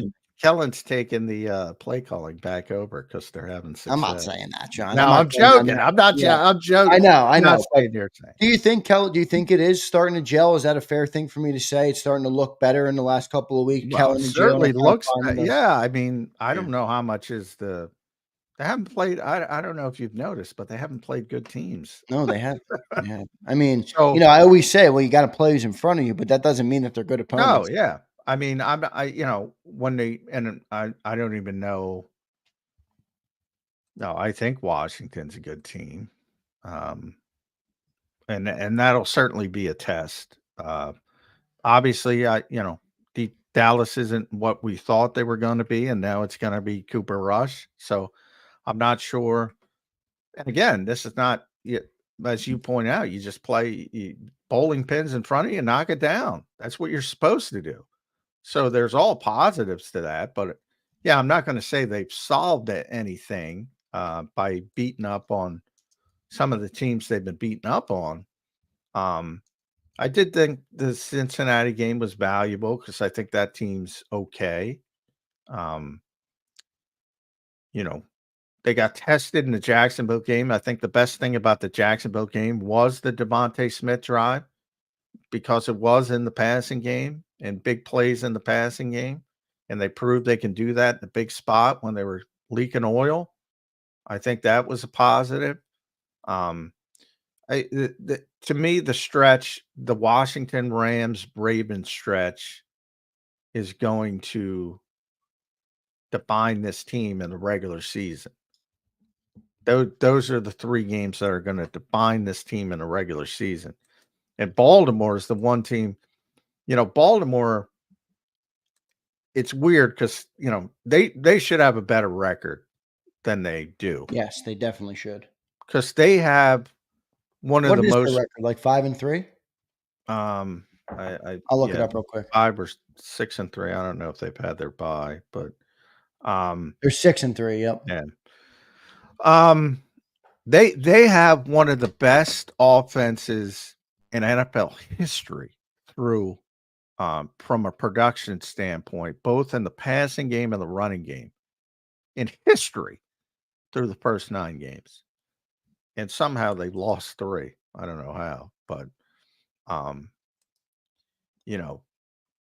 know that a TVOA, which is, sort of measures offensive production play to play, they're top 10 in both passing and running in history since they've been doing it. And somehow they've lost 3 games. So that team is legit. And who knows, What do you think of Washington? I know you don't I know you cover the Eagles, so it's hard to really keep your eye on every other team, but my personal feeling is I think they're good. They're obviously a lot better than they have been, but I'm not ready to crown them I'm not crowning. I think they're a legitimate playoff team. Yeah, I think they're a legitimate team. Okay. I don't think they're a legitimate Super Bowl contender, but I mean, someone told me yesterday Jay Daniels is the best quarterback in the NFC East. I'm like, stop. I'm not saying that. All right. Well, in the NFC East, no. He might be playing like it right now, but I'm not going that far. If I got to win a game, I'd still take Jalen Hurts, and I'd take Dak Prescott healthy. To be honest, yeah. Would you take Dak over Jalen? No, I wouldn't. Really? No. Yeah, I wouldn't. Good to hear. I think. I mean, I've always leaned Dak just because I've always been. I like passing, and I think he'd really work well with the roster. But yeah, Jalen plays like he has the last couple of weeks. I'll take him in. I've been talking about it for years. He does it sometimes in unorthodox ways, but I brought it up in this show. The relentlessness of Jalen Hurts is a fucking pain in the ass if you're the opposition. Yeah, because I can't tell you how many games I've said this ain't the Eagles' day, and because he's not playing well, and he'll just pull a play on his ass and change the whole thing. Yeah, it's And true. I think that is such a unique trait. I always say embrace the uniqueness with Jalen Hurts, because he's going to frustrate you with the late throws and the at times. But then on the other side, he's going to do something and you go, wow. And he's got the ability to put those negative plays in the background. A lot of guys fall apart. They're having a bad game. They fall apart. He generally doesn't do that. Which is probably his most impressive trait as a quarterback. Yeah, it is great, and I think he's playing really good football the last couple of weeks. Hopefully, he can keep building on it and kind of work on some of the things you brought up. And I love Jaden Daniels. I thought he was the best quarterback in the draft. I said I would have taken him number one. And if you're talking upside, I'm taking Jaden Daniels over both of them. But right now, no. I like it. Good stuff, Johnny Mac. Let's get a couple super chats. Brian followed up with his comments earlier, and he says, you should see my group text messages. I don't know the play, but don't know if Jalen changed it. All I can do is judge the execution. Yeah, that's fine. I got no problem with you, John. Just realize it. Yeah. Well, he does. My whole credit, point. He did. I mean, he does realize it. Yeah. That's all I'm saying. A lot of people think they're defining decision making. They're judging decision making. They're not. That's all I'm saying. We all judge the results of the play. That's what we do. But very few people recognize that, which is part of my concussion protocol. I've been able to believe me, when I was younger and I did not recognize that. I only from years of talking to coaches and players have I learned to recognize that. And Doug Peterson was the guy, and I tell the story all the time. And Doug was very honest and said, sometimes I got the best call ever dialed up for a particular spot, and you'll never know it because the left guard misses a block, and it looks like a disaster. Right. And you say, as a coach, as a play caller, you say, damn it, I got him. And play's not executed. And to his credit, he said, on the other hand, more often, you got a shitty play call dialed up and a player saves you. Whether it's by making a great catch or a quarterback extending the play or whatever. And a player saves your bacon. So that's all I'm trying to say. People, whether they know it or not, people don't judge decision-making. They judge results. And I don't know why anyone argues with me. I tried to do it as best I could this morning, though, John, not arguing about the results, strictly looking at the decision-making. It's impossible. We didn't quite succeed, but we got close. Well, number one, it's not even your fault because it's impossible. It's impossible. It's even impossible for me. And I'm not saying even as far as I do wonder if the pendulum is going to shift though to like old school football again, where it's like, don't leave points on the board. I know it's like old man get off my lawn stuff, but yeah. And I'm the old guy, and I'm supposed to be the old guy. That's everybody. I'll give you credit. You are, you do have a very open mind, and you, but I don't know. You don't think it'll change, do you? The pendulum shift back a little bit? No, because you have such a disadvantage. Like, that what I was thinking about yesterday when we were having our discussion, there were two things I came at it because I thought your best point was Jake Elliott being cold. And I'm like, yeah, but and then I said, but he kicked a field goal and he kicked an extra point. They took the extra point off the board. Like he was kicking. And then the second part was, I lost my train. See, there's my age showing up. I lost my train of thought. But that was one point, and then I mean, but overall, to the larger perspective of people judging results, that's just what it is. And Nick knows it. Nick says it all the time. Look, nobody gives a shit when a fourth down is successful. Nobody goes back to it. Nobody looks at it. Nobody, and that's part of the job. I mean. It might be a bad decision. you might be making a bad decision in a moment, but you get a good outcome. It works both ways, which is what Doug was trying to explain. Yeah. You do your best in the moment, and everybody, if they had hindsight, Nick, as he explained yesterday, basically, you're always going to go for it if they give you the free yard from on the 2-point conversion. Always, always, always. That's the Eagles' organizational philosophy. However, if they knew it wasn't going to be successful, they would, believe me, they'd change. They'd go, they had the crystal ball, they wouldn't go for it. That's common sense. You do what you think is right in a certain situation. And then, when it's not successful, it's going to be called a bad decision. Maybe it is a bad decision. Sometimes it isn't a bad decision. Good stuff, Johnny Mac. Let's get to one more super chat here. Appreciate everybody on the super chats today. It's been a good Tuesday, election day, trade deadline day, all sorts of stuff going on today in the world. And you guys are here with us on Birds 365, and I appreciate that. So thank you guys. Kyle Studer checks in. Appreciate you, Kyle. He says, Jalen stopped turning it over. People stopped talking about firing Serianni. Jalen's struggles were our number one issue. He's been much improved as of late. Kyle, I'll agree with that for sure. Johnny Mac, your response to Kyle. Yeah, I think the whole team has been much improved. I think the question is, is that improvement related to competition, or is that improvement real? And it's probably a little bit of both, to be honest, as usual. So I do think the schedule lightened up a little bit, and they've taken advantage of it. And I think they're playing better. And part of that is the natural confidence you get from winning football games. Confidence is a big thing in this league. And when things start going your way, that's helpful. So, but they have a light portion of their schedule, which will unexpectedly continue in Dallas because of injuries.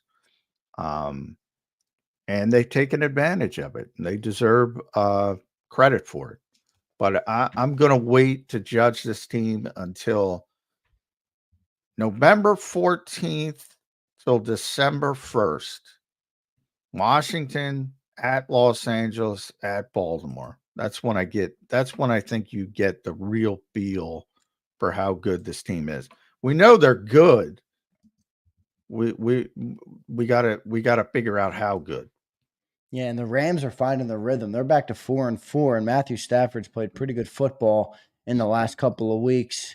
And he's out now. He was 25 or 44 last week, but when he's on, he's good. He's a damn good quarterback. So that's going to be an interesting game. And you talked about that preseason, or when we did our win-loss back when the schedule released, and you're like, yeah, going to LA, that could be a tough spot because the cross-country travel and all those things. So we'll see how they handle that game coming up. Appreciate everybody being here. Good segment there, John, talking about this offense. We'll take a commercial break, and when we come back, we'll do some more trade deadline talk, see if anything else broke in the league as we're kind of monitoring it here today, any trade deadlines that are happening. And then here's some news that you just retweeted. Jerry Jones says Dak Prescott is likely to be placed on the IR, which would sideline him a minimum of 4 games. So we'll see about Dak Prescott. Like I said earlier, looking like a Cooper Rush day, which could be trouble. Trey Lance. You think they're going to play Trey? No, I don't. No? I would be more scared of Trey than Cooper. I'm not going to lie to you, because he has that off-schedule ability. Whether he's good at it or not, I don't know, but he at least has it. Yeah, the Eagles have some unique insight into Cooper Rush as well, because Kellen Moore had him. So, and Doug Nussmeier. So, yeah, they should be in good shape in this game. But it is the NFL. You gotta play. And things happen. And sometimes it might be as flipping as a bad call. Changing the game. It's always into it. Yeah. No doubt. Let me just answer this real quick. Dream Green says, when do you do the winner of the Barkley jersey? Dream Green, right at 10 a.m. I let John go, and we have a little after hours on Birds 365. I put everybody's member name in the wheel. and I do it fully transparently with the screen shared, and we picked a winner. So that'll be coming up right toward the end of the show today. Thank you for checking in, my man. Let me get to one more super chat, John, before we get to the break. Brian Pumper says Jake Elliott is one of two invisible athletes in Philly. Difference cloak comes off when field goal range is greater than 55 yards. You all know about the 7'1", 280-pound grifter. I guess he's talking about Joel Embiid there. Well, the problem is he kicked a 43-yard field goal in that very game. So, I don't know if that's completely true. He also kicked the extra point that went through successfully when they jumped off sides and the Eagles took it off the board because they got the extra yard. So I did, I believe there's something to that, but he was kicking in that game. He did kick a field goal in that game. It was a normal range field goal earlier in the game in the second quarter. So yeah, people just forget. I mean, I don't know. I forgot yesterday when he brought it up. I said, that's a pretty good point. And then I went back and I was watching the game and I said, yeah, I forgot. So he was out there. He was kicking. John, can I ask you, I know we're a football show. I know we're Birds 365, but I got to ask you about that, because you're a reporter and you're in the locker room and you deal with players up close and your boots on the ground. And a lot of people talk, but they never can, they're never in front of these guys. You are. What did you make of what happened with Marcus Hayes and Joel Embiid? I don't think Marcus should have brought up his family, and Marcus is a good friend of mine, so it's been on the show many times. I don't agree with that part of it, but yeah, I mean, I think a lot of people don't realize, and especially, he's a columnist. He's paid to give his opinion. I write columns. I've been a columnist, full-time columnist in the past. Number one rule is if you write something negative, you show up the next day. And the next day you can.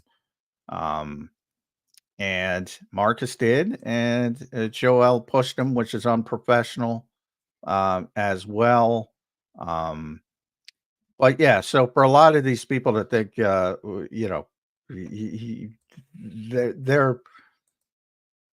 being shitty to players. Hey, when you got to show up the next day, you might tone it down a little bit. But I would never go after, my personal opinion is I would never go after somebody's family. I just think that's off limits. And there's well, can I just say this though? I mean, because I agree. Like, if I were a columnist, I wouldn't have wrote that. But people acted like Marcus brought that up out of nowhere. Like, Joel has said that in the past, John. Like, Joel brought. I'm not saying he should have wrote it. But Joel did bring that up about his legacy as it pertains to his son and his, brother that passed away. So I didn't really think that Marcus Hayes went out of bounds at all. And my further point would be, who gives a shit, Joel Embiid? Marcus Hayes can write whatever he wants, dude. You're a professional athlete. No, well, Joe, I'm not defending Joel's behavior. No, I know you're not. I was just kind of saying, I didn't really have a problem. My point is, you can credit, and that's what I was about to get through. There are a million things you can criticize Joel Embiid for, legitimate things, and to stay away from the third rail, so to speak, of the family. That's my only point. Second point is, though, yes, you can write whatever you want. You're paid to give your opinion. That I have no issue with. Right. But it was changed, and I don't know who changed it. I don't know if his editors changed it or Marcus changed it, but it's changed. It was changed, and that is a no. Period. I mean, if you put it out there, if you publish it, right, you got to stick to your guns. Yeah. I don't know Marcus personally over the top. I've conversed with him several times. He doesn't strike me as the kind of guy. He doesn't strike me of doing that. Now, I haven't asked him. And I'll give saw you him some at the more game. insight. I didn't, I'm not getting into it's none of my business, but I will ask him because I don't believe he changed it. It was probably editors who felt too much heat. And you can't do that. You can't do that. But overall, there's so much to criticize that guy for that's legitimate. I don't know the history of him bringing up his family. Maybe that makes it more viable. I don't know what he did, so I can't speak Yeah, intelligently he did on that. mention it. He has mentioned it in the past that, I don't know that, and I don't know how he mentioned it and how he framed it, but I do know there's plenty to criticize him for from the basketball standpoint. And again, if he brought him in, similar to Nick with his kids, he brought him into the conversation. So Mike Sealski did a column on that a lot of people thought was went a little bit too I got no far. issue. I got no issue. I had no issue with that whatsoever because I was there. I know what happens. Now I think people took it a different direction. I don't think Nick was trying to shield himself, and if he did, it didn't work because he got asked every question that he should have been asked. And I don't think he'll be doing it again, bringing his kids up. But so yeah, but I can speak about that because I know the situation. I don't know what Joel did about bringing up his family. And I know it was his brother that passed away. Yeah, his brother passed away, and his son is named Arthur, which is what his brother's name was. And Embiid spoke about, the legacy he leaves. Yeah, I'm not dealing with dead relatives. I mean, that's my personal. No, I agree. Because I wouldn't have went there either. But Right. my whole point was like, and somebody brings it up here, Spanish says, Joel can say it though, Zander. Marcus can't. And you can't be upset how people react. You can't tell people how to feel. Well, Spanish, you might not agree with Marcus saying it. He can say it. He absolutely can say it. Why would you say he can't say it? And then you tell me, you can't tell people how to feel. You can't put your hands on someone, Spanish. You can't. Joel Embiid put his hand on him. He's 7'1". You can't do that, dude. That's assault. And I wouldn't be surprised if something further happens from it, John. And, we had Angelo on yesterday on the Cilio show, and take it with a grain of salt, but they've nixed his interview that he was supposed to do on WIP, and he's been on Dan's show several times, Marcus, and Dan reached out to get him on and said, hey, you can speak freely about this. We're not going to nix it. And he said, my boss is not allowing me to do any interviews right now. So I almost feels like there's a concerted effort by the NBA, by the Sixers to kind of not have anybody talk about it, which I thought I have a major problem with. I mean, are we just going into an echo chamber here? We're having an election. That's one of the big issues. Yeah, anybody to me, I'm not going to squash. I'm not going to say Marcus has no right to give his opinion. He's paid to give his opinion. So I have no problem from that aspect of it.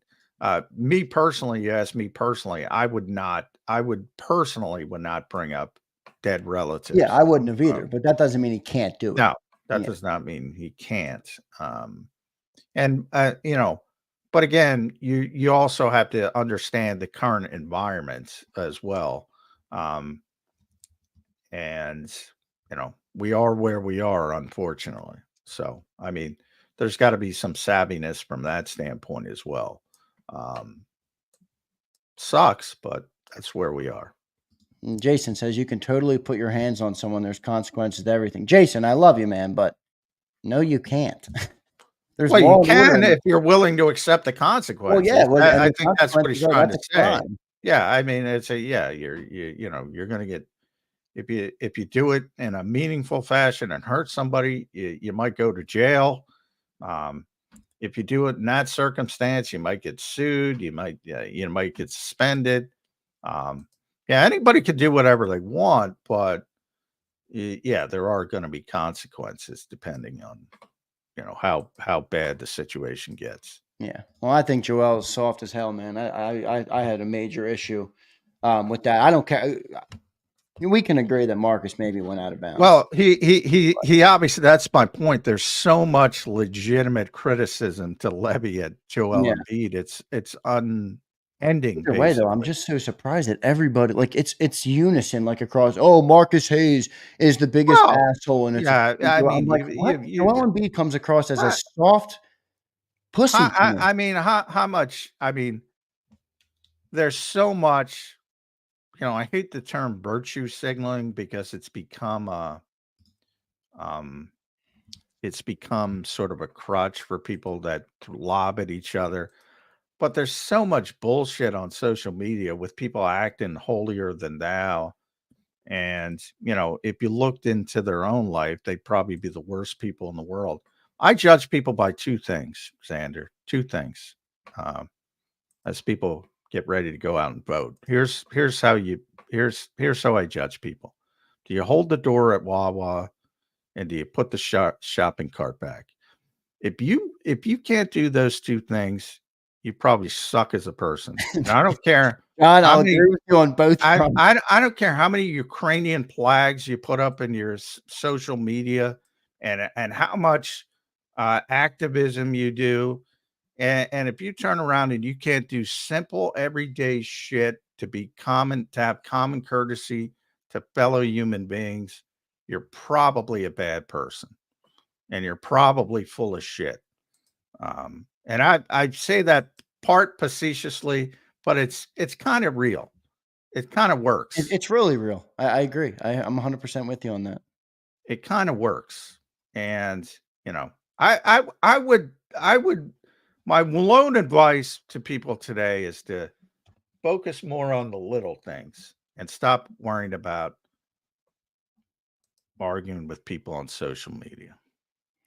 I hear you. Well, that's the political and the world that we live in now, Johnny Mac. It's a tough one. But like you said, kind of my point when I talked about this a little bit ago was I don't give a shit who you vote for. I care about who you Jason are as a Kelsey. person. I mean, how about Jason Kelsey?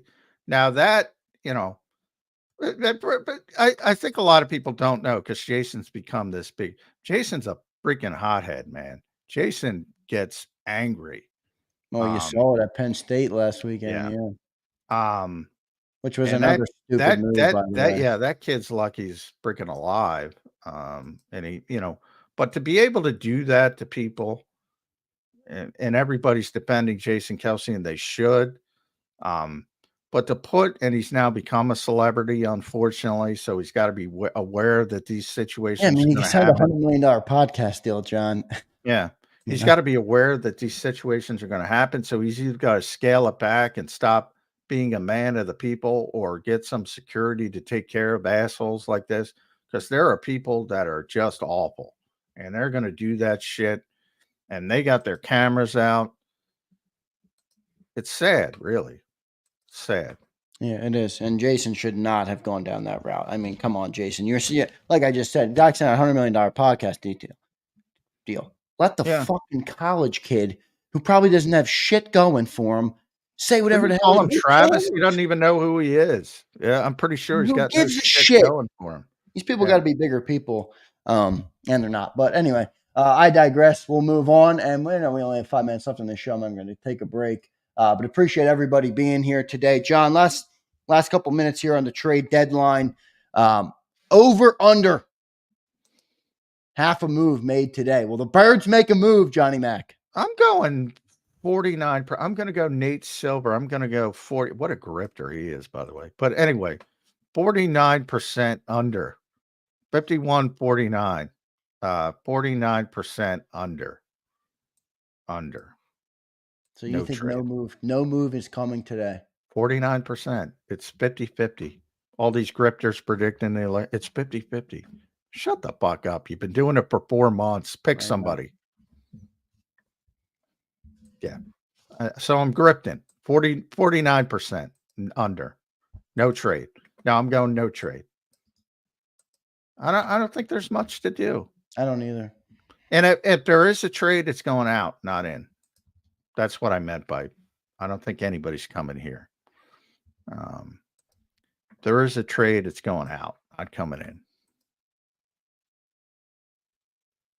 You think going out? Yeah. A Bradbury got? type, that type of thing. Going out, player leaving, not player coming. Who? Bradbury. Why are they keeping Bradbury? Can you get a 7th round pick? They've been doing this forever. Something like that, I think, is more likely than, what are you going to bring in? You're not bringing in Myles Garrett. You're not bringing in Max Crosby. Is Bryce Huff going anywhere? No, but he would be going out. I'm saying it's more likely that a player is leaving than a player is coming, is my whole, if I didn't put that across. So I would say Bryce Huff, 95% he's going to be here. Part Slight of me is chance. feeling like there's some Johnny Well, because of the weird intel here. The weird goings on about Bryce after the game, which I explained on the show. Didn't want to talk. Hurt himself, but he's not playing early. He went in to finish the game. If you're hurt, why are you putting in the guy to finish the game? It doesn't make a lot of sense. So some weird and then Tom, as I mentioned, Tom Pelissero's very plugged in. So there's some smoke, but I don't know. It's difficult from a contract standpoint. Then the Eagles almost have to add an edge rusher as well, unless they think Jalix Hunt is ready. I've seen no evidence that they think that's the case. So I still lean 90% that, over 90% he's not going to be traded. Let's see what ends up happening there. We got 2 super chats we'll get to. Brian says, Kenny Gainless, trade please, would feed families. Yeah, I think the Eagles like Kenny Gainwell. Sorry.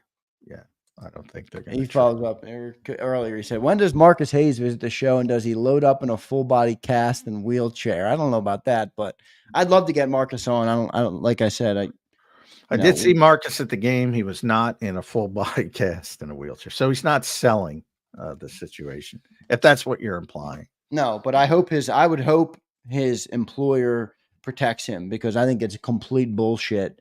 Well, they already haven't. If they edited his column with that, Agreed. which I think I'm pretty sure they did without his permission. So I think so too.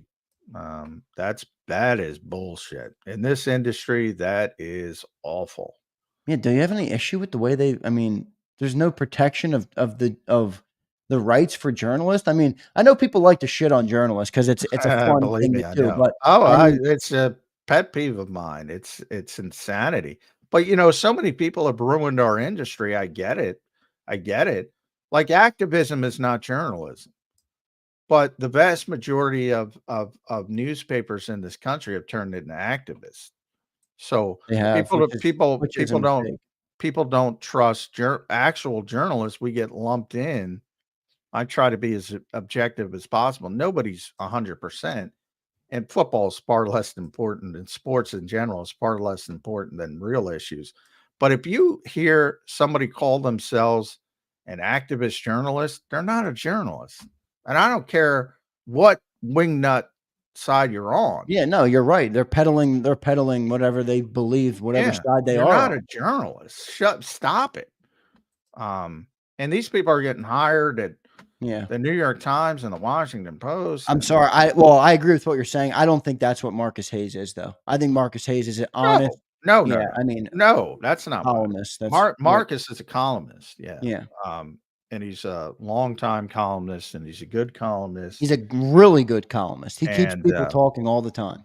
And he's been doing it for a long time. I'm talking about journalism. You said people shitting on journalists.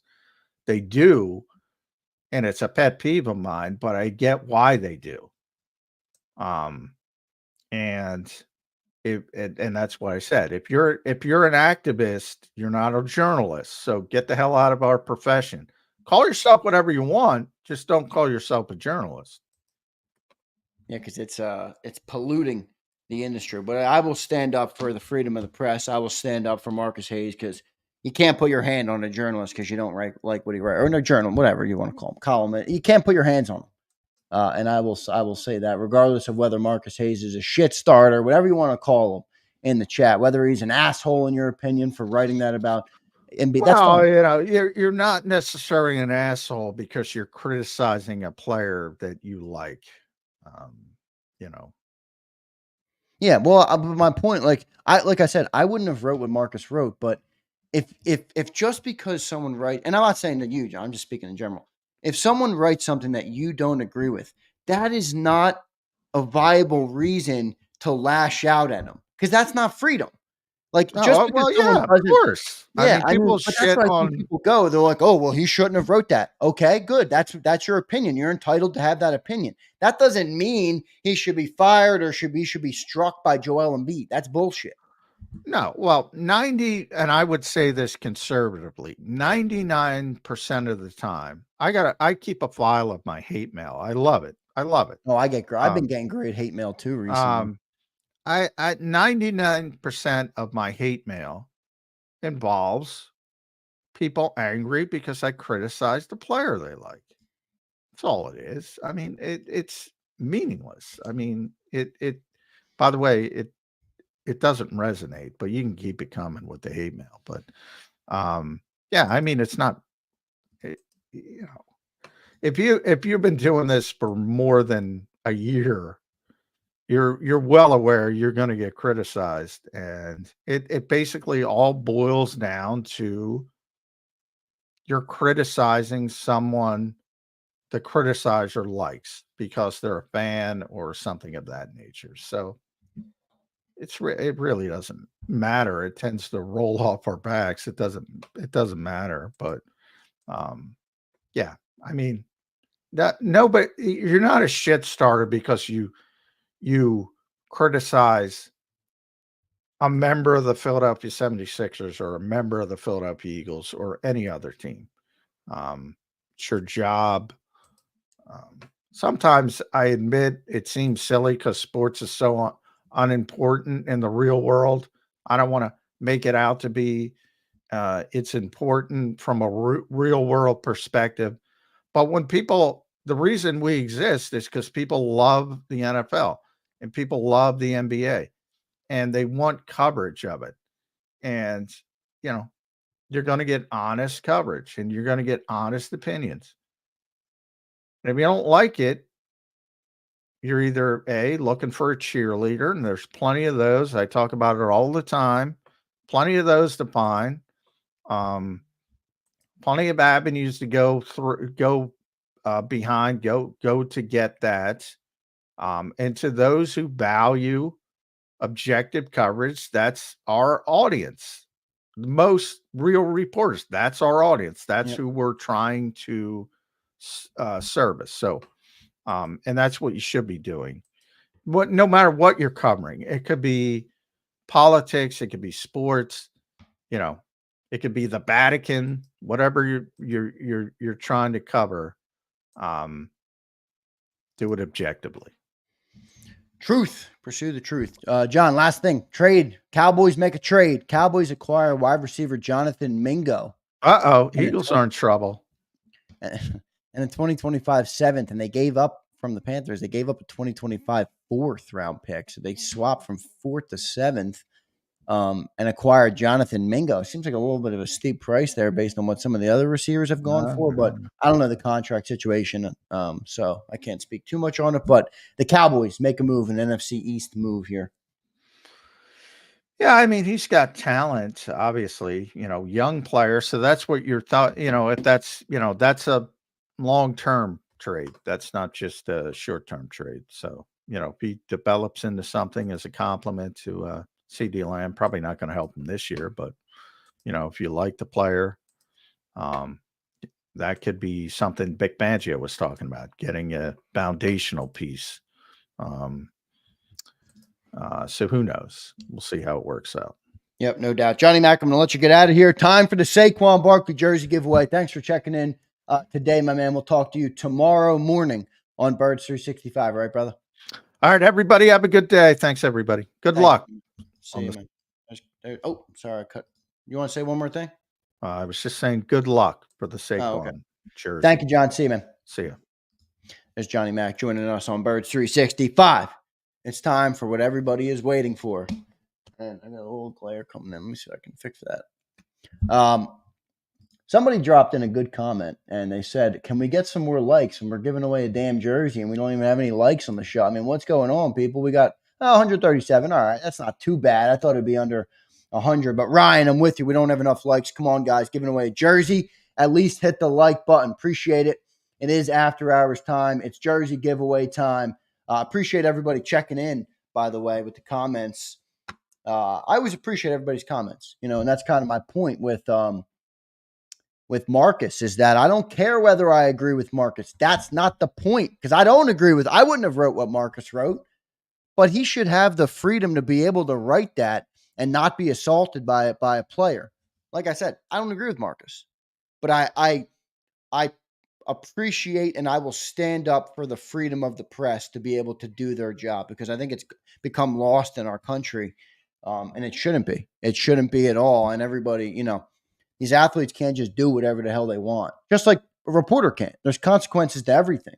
But you better be ready to face those consequences. And that might happen. We'll see what goes on. Appreciate everybody in here. Yeah, Cowboys make a move. What do you guys think of that, by the way? Cowboys make the move. Philly Don says, another great show. Now give me that jersey. We'll see. We'll see. It's random. What up, Andrew? Appreciate it, brother. And Jason A-Team, good to see you, my man.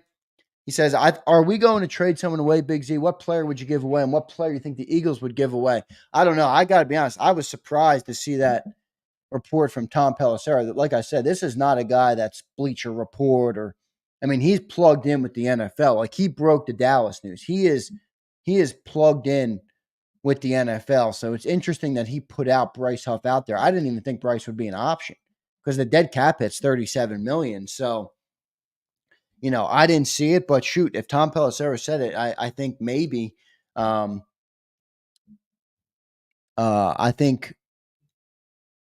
should have lost my train of thought, but I think John mentioned that he doesn't think the dead cap hit is a big thing. I just didn't think Bryce Huff would be going anywhere because of the contract. I mean, how are you going to move on from a guy you just paid $51 million to? Seems unlikely to me, but the fact that he was mentioned means it's certainly a possibility.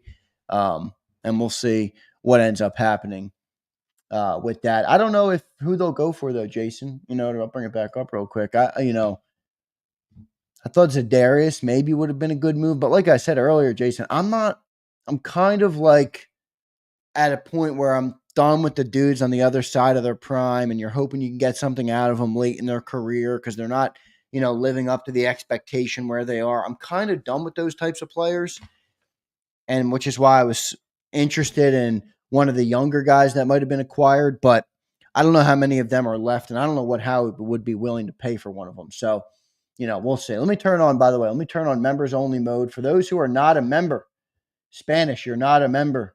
Andrew, you're not a member. Steve Ike, not a member. Pumper, not a member. You guys have no chance to win the jersey. Lucius, not a member. You were a member. Oh, I see what you're saying here. Your bank account got compromised. Sorry, brother. Hopefully you get that back. So if you want to become a member now. I'm turning on members only chat. So for the people who are chatting in, you'll no longer be able to chat unless you're a member, because this is a members only giveaway. So let me do that now. And then I'm going to pull up the thing. I don't have too long because I got to go and exercise my civic duty and vote. I'm going to be voting in the 2024 election, everybody. I will be doing that after the show today. Let me turn on. So I won't milk it as long today, everybody. I know you guys hate when I milk it. I don't really care that you hate it, to be honest. I don't care. I love milking it. Everybody. Appreciate everybody in here. The last non-member chat comes in from Tyrese. Member, you're a member. Appreciate all you guys. Manny Martinez becomes a member. Appreciate it, brother. Great to see you added in. Appreciate you joining. Appreciate you supporting the channel. And you are officially entered in to the Saquon Barkley jersey giveaway. I'm going to pull up the thing now, by the way, so you guys can see everybody. Manny, I'm adding you. So if you're joining now, you will be added, and we will not do the giveaway if you are not. If you're we won't do the giveaway without adding you to the list of names. Let me pull up the screen now. Here we go. We got the list of names right here, everybody. You can see it. Random name picker. Saquon Barkley jersey giveaway number 4. This will be the fourth jersey we gave away. Looking forward to that. And it's the Week 9 game, obviously, versus the Jaguars that Saquon Barkley erupted easily. He easily got past the 125 needed to give away the jersey. I think we're giving away a lot more this year. I know it's Week 9 and we've given away 4. I think we're giving away at least 5 more jerseys. That would be my prediction. I don't know, but Saquon Barkley's running like a man with his hair on fire. Manny, thanks for becoming a member, man. Now you're using the JAKIB emojis. Appreciate it. So if you guys want me to check your name, I will check all the names. You can see we have 216 members. Manny Martinez, you're the newest member, and you have been added here. Let me drop in the chat real quick the link to join, by the way. So for those who are watching still and who aren't a member, if you want to become a member, I'm about to put the link in the chat to become a member. So go ahead and do it. Flexen, you must be new, Flexen, to the giveaway. You must be new to the giveaway, Flexen. We're on Zander time, Flex. Zander time, Flex. Appreciate you, bro. I know you're one of our best supporters, one of the people who stirs up the chat all day long. Appreciate that. Become a member and let's get to the business, he says. This ain't flex time. We ain't on flex time right now, Flex.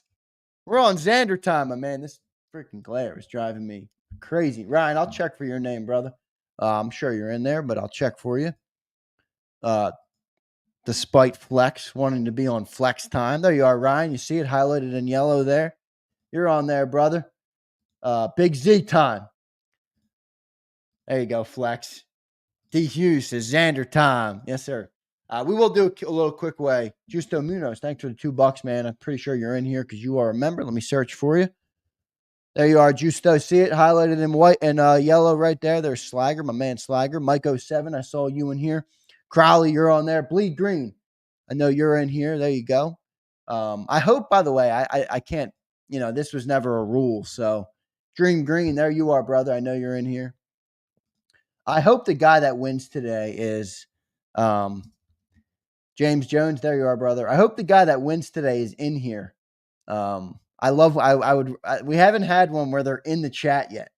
So I'm really hoping that somebody wins that's in the chat. Chip, there you are. You see it? Chip Snyder, highlighted in yellow.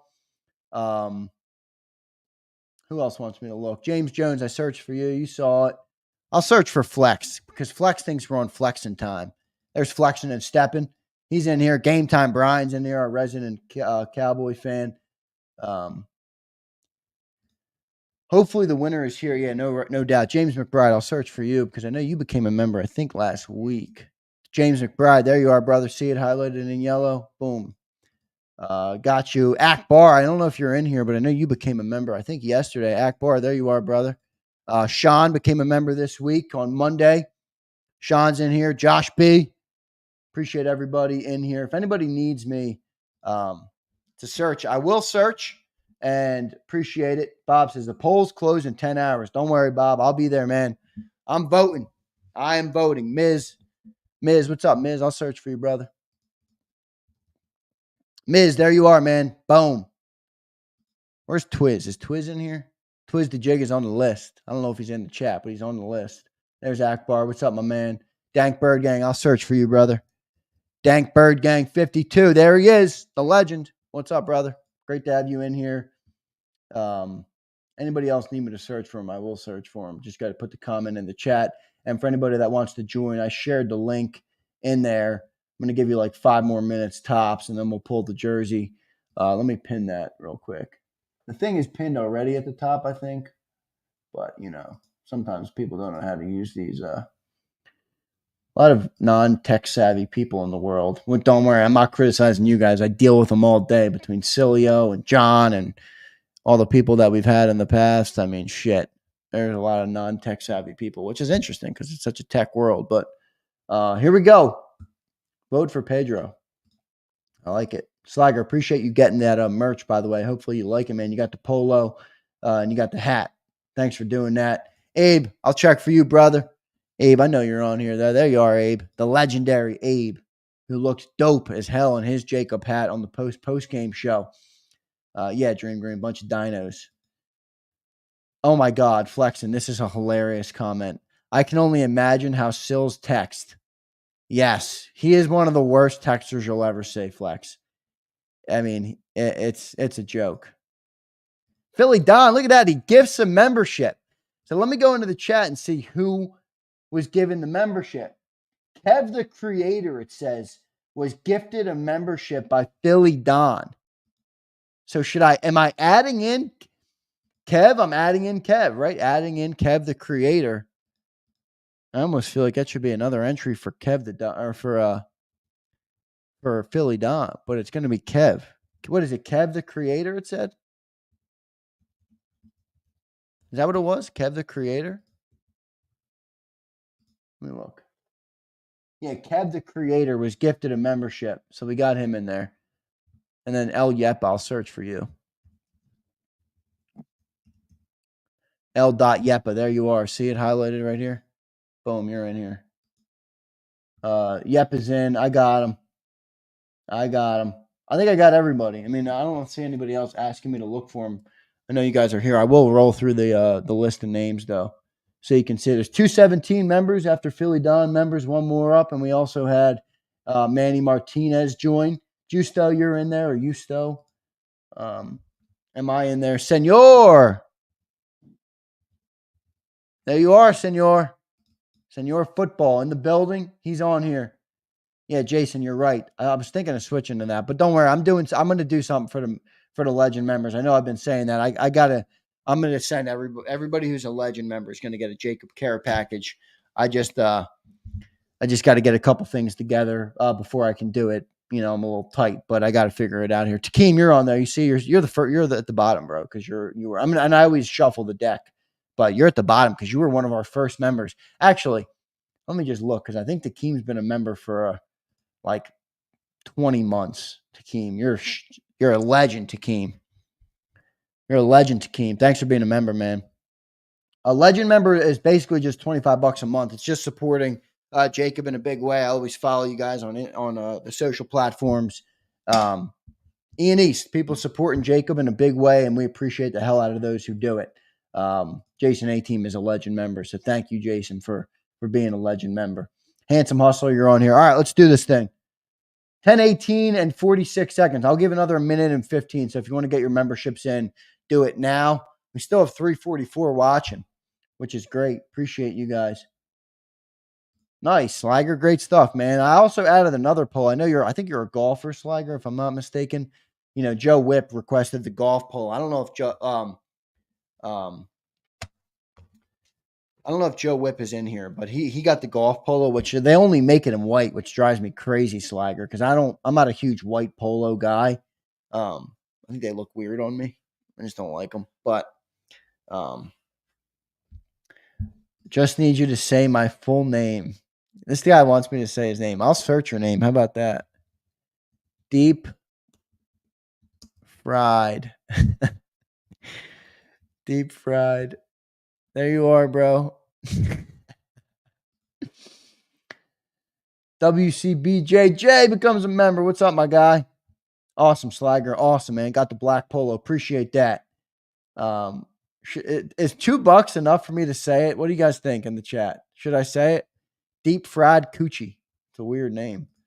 WCBJJ checks in. Becomes a member. Thanks, bro. I'm going to add you now. WCBJJ77. Boom. Added in. Officially, our 218th member. I renewed my. I was going to say, I thought you were already a member.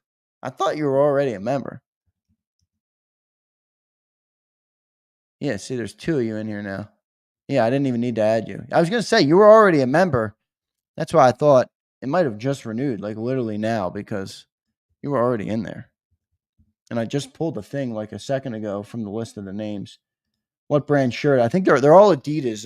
No, this isn't Adidas. This isn't my JAKIB polo. But the Adidas, the JAKIB polos are Adidas.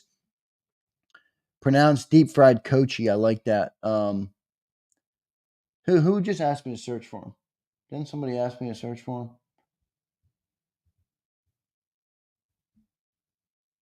I missed it. All right, we got everybody. Oh, look at that. Kev is in here. Good to see Kev, man. Kev, thanks for being a member, man. And thank Philly Don. Thank Philly Don, who gifted you a membership. The legend, Philly Don. I'll pull it up on the screen. Boom. There you go. And you were the winner, Kev. Congrats. That's a random picking. I wish people could pick who they want to gift a membership to, but it's random YouTube picks. So let's do this, everybody. 217. We're started. We're past 1020. And we will start this thing.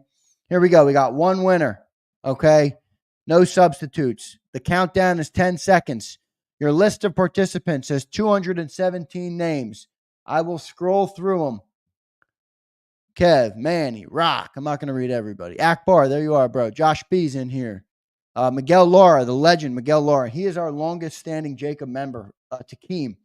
He's just a little bit longer than you. Miguel Lara. Big shout out to you, Miguel. Appreciate it, bro. Philly Don, there you are. Philly Don. A-Team is in here. Jarrell Ray. Keith Johnson. M. Reyes. Dream Green. Brian Fleming's in here. I'm trying to name the people that I saw in the chat. Perez is in here. Perez talks a lot of shit, man. And Perez, you're a clown, Perez. I still like you, though. Flexing and stepping, game time, Brian. Let me go a little slower there. Just went quick. Hallie Pierce, Eagles, 1971. Garner's in here. Dropped a couple super chats today. Thank you, Brian. Elijah Mack is in here. D. Hughes, there you are, D. Sue Chick, the legend. I love Sue. She's a great supporter. Loves the National Football Show. Fat Mac Philly, Joe High's in here. Maurice Alston, Iron Mike, Real RMP. There you are, brother. Terry Hayes, I know you were in here. There you go, Terry. I see you in the chat. Philly Sports Raps, Ron Powell, Tyler Elliott, Park Alexander, David Mack Perez. He won one. So if he wins again, I'm pulling him. I'm redrawing. Okay. We'll redraw. Jesse G, Bleed Green, Crowley. There you are, Crowley. Slagger's in there. Justo, Jeff Martin, Suplex City, who's been crying wolf like crazy. Suplex, Philly Birds and Beers, Dirty Air. James Dowgan, Shonsky, Philly D, Emmy, Chad Whitaker, Andrew Hernandez, Tyrone, Suo Blaze, Ross and Found, Handsome Hustler. There you are, bro. Kenny Sprague, Kenny P. We got two Kennys. Edgar. What's up, Edgar? Amber Baker, Dauberman. Ian East. There you are, Ian. I don't know if you're in here. Jay Hot Dogs. I think you're in here, man. What do you mean I got the wrong YouTube channel? I mean, follow up, please, with that, what that means. And I'll look for you. Clary Voy's in here. Abe, David Kern, Madness, Spin Bad, Wayne the Pain, Big Marsh, SMD Eagles, James Jones. There you are. WCBJJ, you're back. Eduardo Reza, Prince Swayze. Daddy, I see you asking, which is another weird-ass name. You guys with the weird names, man, making me say these weird-ass names on air. Drives me crazy. Drives me crazy. Bob Brown, the legend Bob Brown. Tyler Braswell. Takeem Hilton. Is Daddy not on the list? Look for Daddy, everybody. Let's search him. There you are. Boom. You're in here. I can always count on Brian Fleming to give me a funny chat. Daddy is in that deep fried. All right, man. I'm not even going to say it. Jay Hot Dogs, I'll search for you. I don't know why it gave you the wrong. There you are. You're on. J Hot DSG 91. You are in there. Addie. Yeah, I'll say Addie. Holly First 66. Let me search for you. I don't know if I saw your name. There you are, Holly First 66. Boom. That list is loaded right now. 217 we got members, people supporting the channel. So big thanks to everybody. I searched through it slow enough. You can rewatch it back. Let's do this thing, man. 217. Let's go. Confirm. There's the list again. We added Kev the Creator. We added Manny Martinez, and nobody else joined. WCBJJ is already on the list. We searched for him. Let's go. 10, 9, 8, 7, 6, 5, 4, 3, 2, 1. Paul Blome is in here. Is he in the chat? I don't know if he's in the chat. Damn, I didn't see him in the chat. Now I'm pissed. Paul Bloom. Let me search. Let me double check the membership, everybody. Let me double check the membership. I always go on to YouTube and then I search for the person that won. Let me double check before you leave. Let me make sure he's a certified member. I'm looking through the list of names on the YouTube side now, making sure there's been no discrepancies in the process. What's his name? Paul Bloom. First page of 100. I don't see Paul. Uh-oh, it says somebody was a member of their channel was deleted. Looking for Paul Bloom. Looking for Paul. Where is Paul? Holy shit. We're not going to have a controversy here, are we? We're not going to have a controversy with Paul Bloom, are we? Nope. Got him. Wow. All right, I'm happy. Paul Bloom has been a member for 26 months. 26 months. No, he was not gifted a membership. Paul Bloom has been a member for 26 months, everybody. He, Takeem Hilton, Big Pickin', and the only person longer than him at 29 months is Miguel Lara. 26 months of support, everybody. I am very happy that Paul Bloom won. Now, I will say this. I haven't seen Paul in the chat in a long time. So, he has 24 hours to claim the prize. And will he win it? Will he claim it? If he doesn't claim it, I'm giving away another jersey tomorrow morning. Let me pull up his channel and I'll show you guys it so you know exactly who it is. I'll show you guys here. Share screen. Boom. Here he is. Paul, the legend. Paul Bloom's 9735. He's been a join November 20 of 20. So for the people who think I just like create accounts and give them away to my cousins, which is ridiculous. I would never do that. That is just fucking insane. I'm not a bad person, everybody. That would insinuate that I am a shady person, and I don't appreciate those assumptions, by the way. So this is the winner right here, Paul Bloom. I'm going to make the thing, and I agree, Cody. Paul deserves it for being a member that long. Yeah, 26 months. That's pretty sick. Boom, Takeem. There you go. Member for 28 months. Congrats, Paul Bloom. You deserve it. Takeem, I'm hoping you get a win, man. I'm hoping you get a win. 28 months is more insane support, so I can't thank you enough for that. Johnny Mack would not call me a bad person. I will push back on you, Manny Martinez. He might think I'm a dumbass when it comes to football. I don't think he thinks I'm a bad person. David Kern, congrats. Yeah, triple OG, no doubt. Dedication for sure. Yeah, Paul Krause. Paul Krause, everybody. Yeah, let me just order a Saquon Barkley jersey for myself. I don't need a Saquon Barkley jersey. Are we stopping there, Zander? Or can we do a Serianni and go for two? Ian East, I'm not Mr. Moneybags over here. Ryan says, fucking Paul. J-Mac thinks Sills is a bad. I don't think he thinks that. I think he thinks Sills is I don't know what he thinks about Sills, to be honest with you guys. I love Sills. But I love John too. You know, people always comment, oh, John's arrogant. He won't listen to anybody's opinion. I'm like, yeah, but that's kind of what makes him like enticing to listen to, because you can sit here and be like, why are my thoughts defying logic? And John will still tell you you're fucking retarded. It's pretty funny, honestly. He says you're stupid. And you're like, wait a second. Doesn't the common sense tell you to go for it there? But hey, he sticks to his guns. He sticks to his guns. And I love that about him for sure. Abe says, Zander, who we trading for today? Come on, give us your take. I don't think anybody, Abe. I don't think anybody. I think they're going to stand pat and not do anything. But we'll see what they end up doing. Sills is the man. I love J-Mac too. I love them both too, man. Both are great. No doubt about it. John rules. John is a legend. I don't know if one's available, but I would do that, WC. He says, you should do a giveaway of a Kane Cilio jersey if one is available. J-Mac is our stubborn uncle. I like that.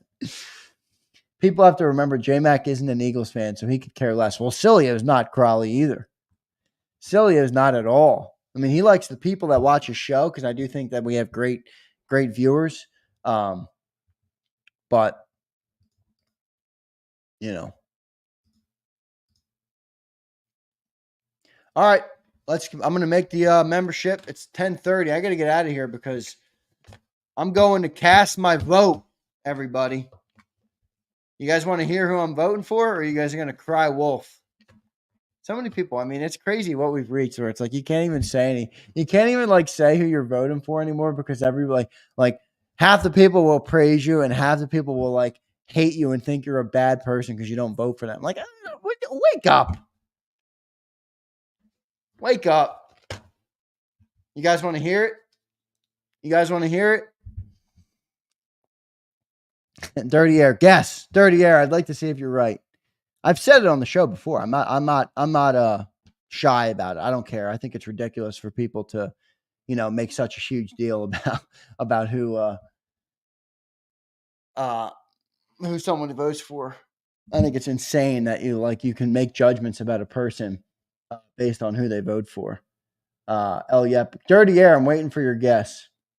Yes, I'm voting for Donald J. Trump for sure. I am not voting for the other side. I'm definitely voting for Trump today. No doubt about it. I think, this is an important, consequential election, in my opinion.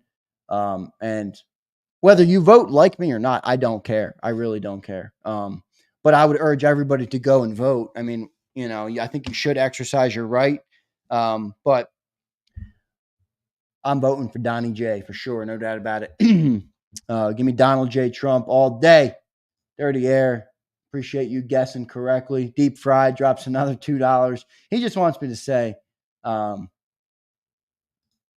I can ride with this, man, because I'm a staunch Catholic. So I'm not going to sit here and get into a debate about the women stuff and all that, but that's the only thing I really need to vote, is my faith and my belief in God. And I'm not voting for some of the things that other side is for. And I'm not criticizing you if you vote for that, because I don't know your life. I don't know your experiences. I don't know who you are as a person. I don't know what you've gone through that leads you to get to the decision that you made. I can only tell you what I think, and you don't have to agree with it. That's fine. But yeah, I'm a God-fearing person, and I vote for that. Basically, is how I would sum it. But yeah, Flexing, you're right. I mean, I don't know you. I don't know. I feel like I know you, Flex. To be honestly. But again, I don't know how you get to your conclusions. Cody K says I voted for Zander. I will do my civic duties to the best of my abilities. Cody K, thank you, sir. Appreciate everybody, man. Hope everybody has a great day today. We'll be on 2 to 6 on the National Football Show with Dan Cilio coming up later on today. I think we had a pretty great show today. I enjoy talking with John, man. I enjoy, kind of going back and forth with him. I don't want to get into like a pissing match every day, but I do wonder about, and I know that the Nick Serianni thing has now been beaten to a pulp already, and it's only Tuesday, but I mean, where are we? Like, why are we so far away from like the logic? Like, am I crazy for thinking, okay, it makes it a 2-possession game? This sun is crazy today, everybody. If it makes it a 2-possession game, why not just take the point after there? And that's where I don't understand John. And I think we've gotten way into a decision way into like a territory of, that's a flawed process. Like, just because it's your philosophy to be aggressive, you're not going to look at any of the circumstances of the game. And I think that's pretty insane. But anyway, that's my opinion, no doubt. And I agree, Brian. This is my whole point. Like, people are like, oh, do you want a conservative head coach? I'm like, I never said that. I just want him to take factors, circumstances, game, all the things in the score. Everything that's going on should be factored into every decision. It shouldn't just be like, I'm aggressive and it was successful for me in the last 2 years, So every circumstance, I'm going to go for it. It's like, that's a little faulty. No, why would you do that? But anyway, that's where we are. Appreciate everybody being here today. Good to have everybody in here. Keep it civil, everybody. I mean, I would encourage everybody to, care about who people are, not what their ideologies are, not who they vote for. Like, I'm very strongly opinionated. Honestly, if I spoke freely about the political stuff, most of you would probably hate me. And I don't care about that. I really don't. But I'm a very passionate person in my personal life. Very passionate. I care deeply about things, and I do not speak in a soft manner. I'll just say that. Like, the people who I'm around, my family, my girlfriend, her family, like, they know I'm very clear about where I stand on everything, and I have no issue debating or talking to anybody. I believe what I believe, and I believe the things I believe because my thought process has gotten me to that decision. Whether it's right or wrong, you can argue with a wall. I appreciate everybody, man. That's going to do it. Shout out to Paul Bloom, the winner. I have a weird feeling Paul's not gonna claim this jersey. I'm not gonna lie to you. I have a weird M. Reyes is about to make me get political. M. Reyes says, Trump calls Dems the enemy within. If I'm your enemy, then so be it. I want a president that acts and talks like an adult. M. Reyes, I hope you can. I'm not criticizing who you vote for. That's fine. Vote for whoever you want. I hope you can see how this is such a backhanded comment. I mean, my dude, have you not seen what's happened in the last 4 years? I mean, come on, bro. That's an insane comment. If you don't like Trump's policies, fine. Oh, God, whatever. I'm not going to get into the... Like I said, I'm passionate, M. Reyes. I'll roast your ass, M. Reyes. All right, man. That's going to do it. Appreciate everybody. Have a great day. We'll see you on Cilio. Coming up, 2 to 6, and big shout out to Paul Bloom for winning the jersey today. M. Reyes, your takes are as delusional as your Eagles takes. Yeah, Daddy, that's part of my fear. We can't even speak anymore, M. Reyes. You can't even share opinions anymore. You think that's coming from Trump's side? I mean, by the way, the thing about the Trump campaign, and I'm going to go for a little bit because you know what? You guys just got me going. Now I'm thinking about it. The Trump campaign, it's not even a Republican ticket anymore. Like, people are like, oh, I hate Republicans. Okay, fine. It's not Republican. Trump is not Republican ticket right now. So for the old-time conservatives and the old-time Republicans, it's not even Trump. It's not even Republican anymore. He's got hardcore, lifelong Democrats. He's got Tulsi Gabbard. He's got Elon Musk, a guy who's voted for Democrats his entire life. You know, RFK Jr. This is not just a Republican thing. So it's not like it's not the tale of two sides. Everybody hates the other side. I mean, you know, and by the way, the other candidate is an absolute idiot. I mean, she's just dumb as a box of rocks. She may be the worst candidate in the history of American politics, which is unbelievable. But that's where we are. That's where we are. M. Ray is getting, yeah, it's definitely, all right, at least you can acknowledge that. And we can absolutely still be friends. Lucius, Elon never voted Republican before this year. No, he did not. He's been very openly Democrat. Probably because they advance what his business's interests are. And by the way, that's probably the second biggest. Dude, personal attacks are crazy. Dude, they call Trump Hitler. Like every single second. Lucius, wake up, dude. Like I said, it's fine if you don't agree with his policies, but to sit here and make those comments and not realize how contradictory they are is absolutely insane. They call him Hitler. He was president for 4 years. Dude. Like, if he was Hitler, you would have known in the first 4 years. He's not Hitler. It's insane.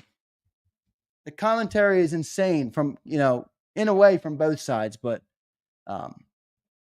whatever. I'm sure Celia will be kicking it around a little bit today. And Emirates, this is another dumb take by you. Elon needs Republican support to sell Teslas. Nobody has done more for Tesla sales than Democrats. Emirates. They make tariffs and they make all sorts of regulations against companies making gas-powered cars. So it's no longer consumer-focused, Emirates. What the consumer wants is what the companies are serving. It's all about what gives you the biggest tax break, because regulations are forcing companies into a corner about what to make. So Ford is losing $1 billion per electric car, but they have to do it because they get tax breaks and they'll be taxed into oblivion if they make more gas-powered cars. Like, dude, what are you talking about? Elon needs Republican support to sell Teslas. That's insane. That's a dumb comment. Teslas can't be sold in Texas. I lived in Texas for 2 years, Emirates. Your bullshit is not going to resonate with me. I'm writing in Nick Serianni, the goat of all coaches. Like Johnny Mack, I also drink from the fountain of Nicky Cutlets. I love it. Big Sarge says, Zander, log off and save face. I'm not trying to save anything from you, Big Sarge. In fact, Big Sarge, I don't give a fuck what you think of me, because what you think of me doesn't pay my bills, doesn't feed my family, doesn't handle what I do in an everyday life and a day-to-day basis. I don't give a fuck what you think of me, Big Sarge. So I don't need to save face from anything. I don't give a fuck what you think of me. But I appreciate you being here.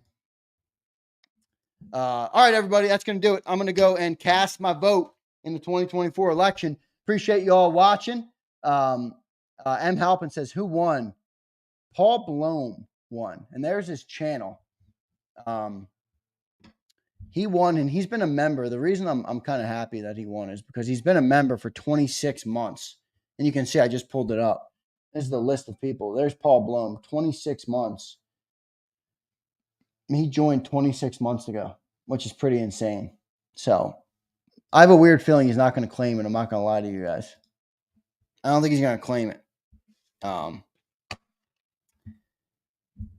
We'll see. I'll put the message out now, and I got to go and get out of here. All right. Thanks, everybody. See you. You've been listening to Birds 365, the destination for the passionate Eagles football fan who bleeds green. If it's Eagles football, we're talking about it. Debate, inside the locker room, and guests that are some of the greatest football minds from around the region. We hope you enjoyed the show. We know we had a blast. Make sure to like, comment, and subscribe, and we'll be back soon. But in the meantime, hook up with us on social media at JAKIB Sports. See you next time on Birds 365.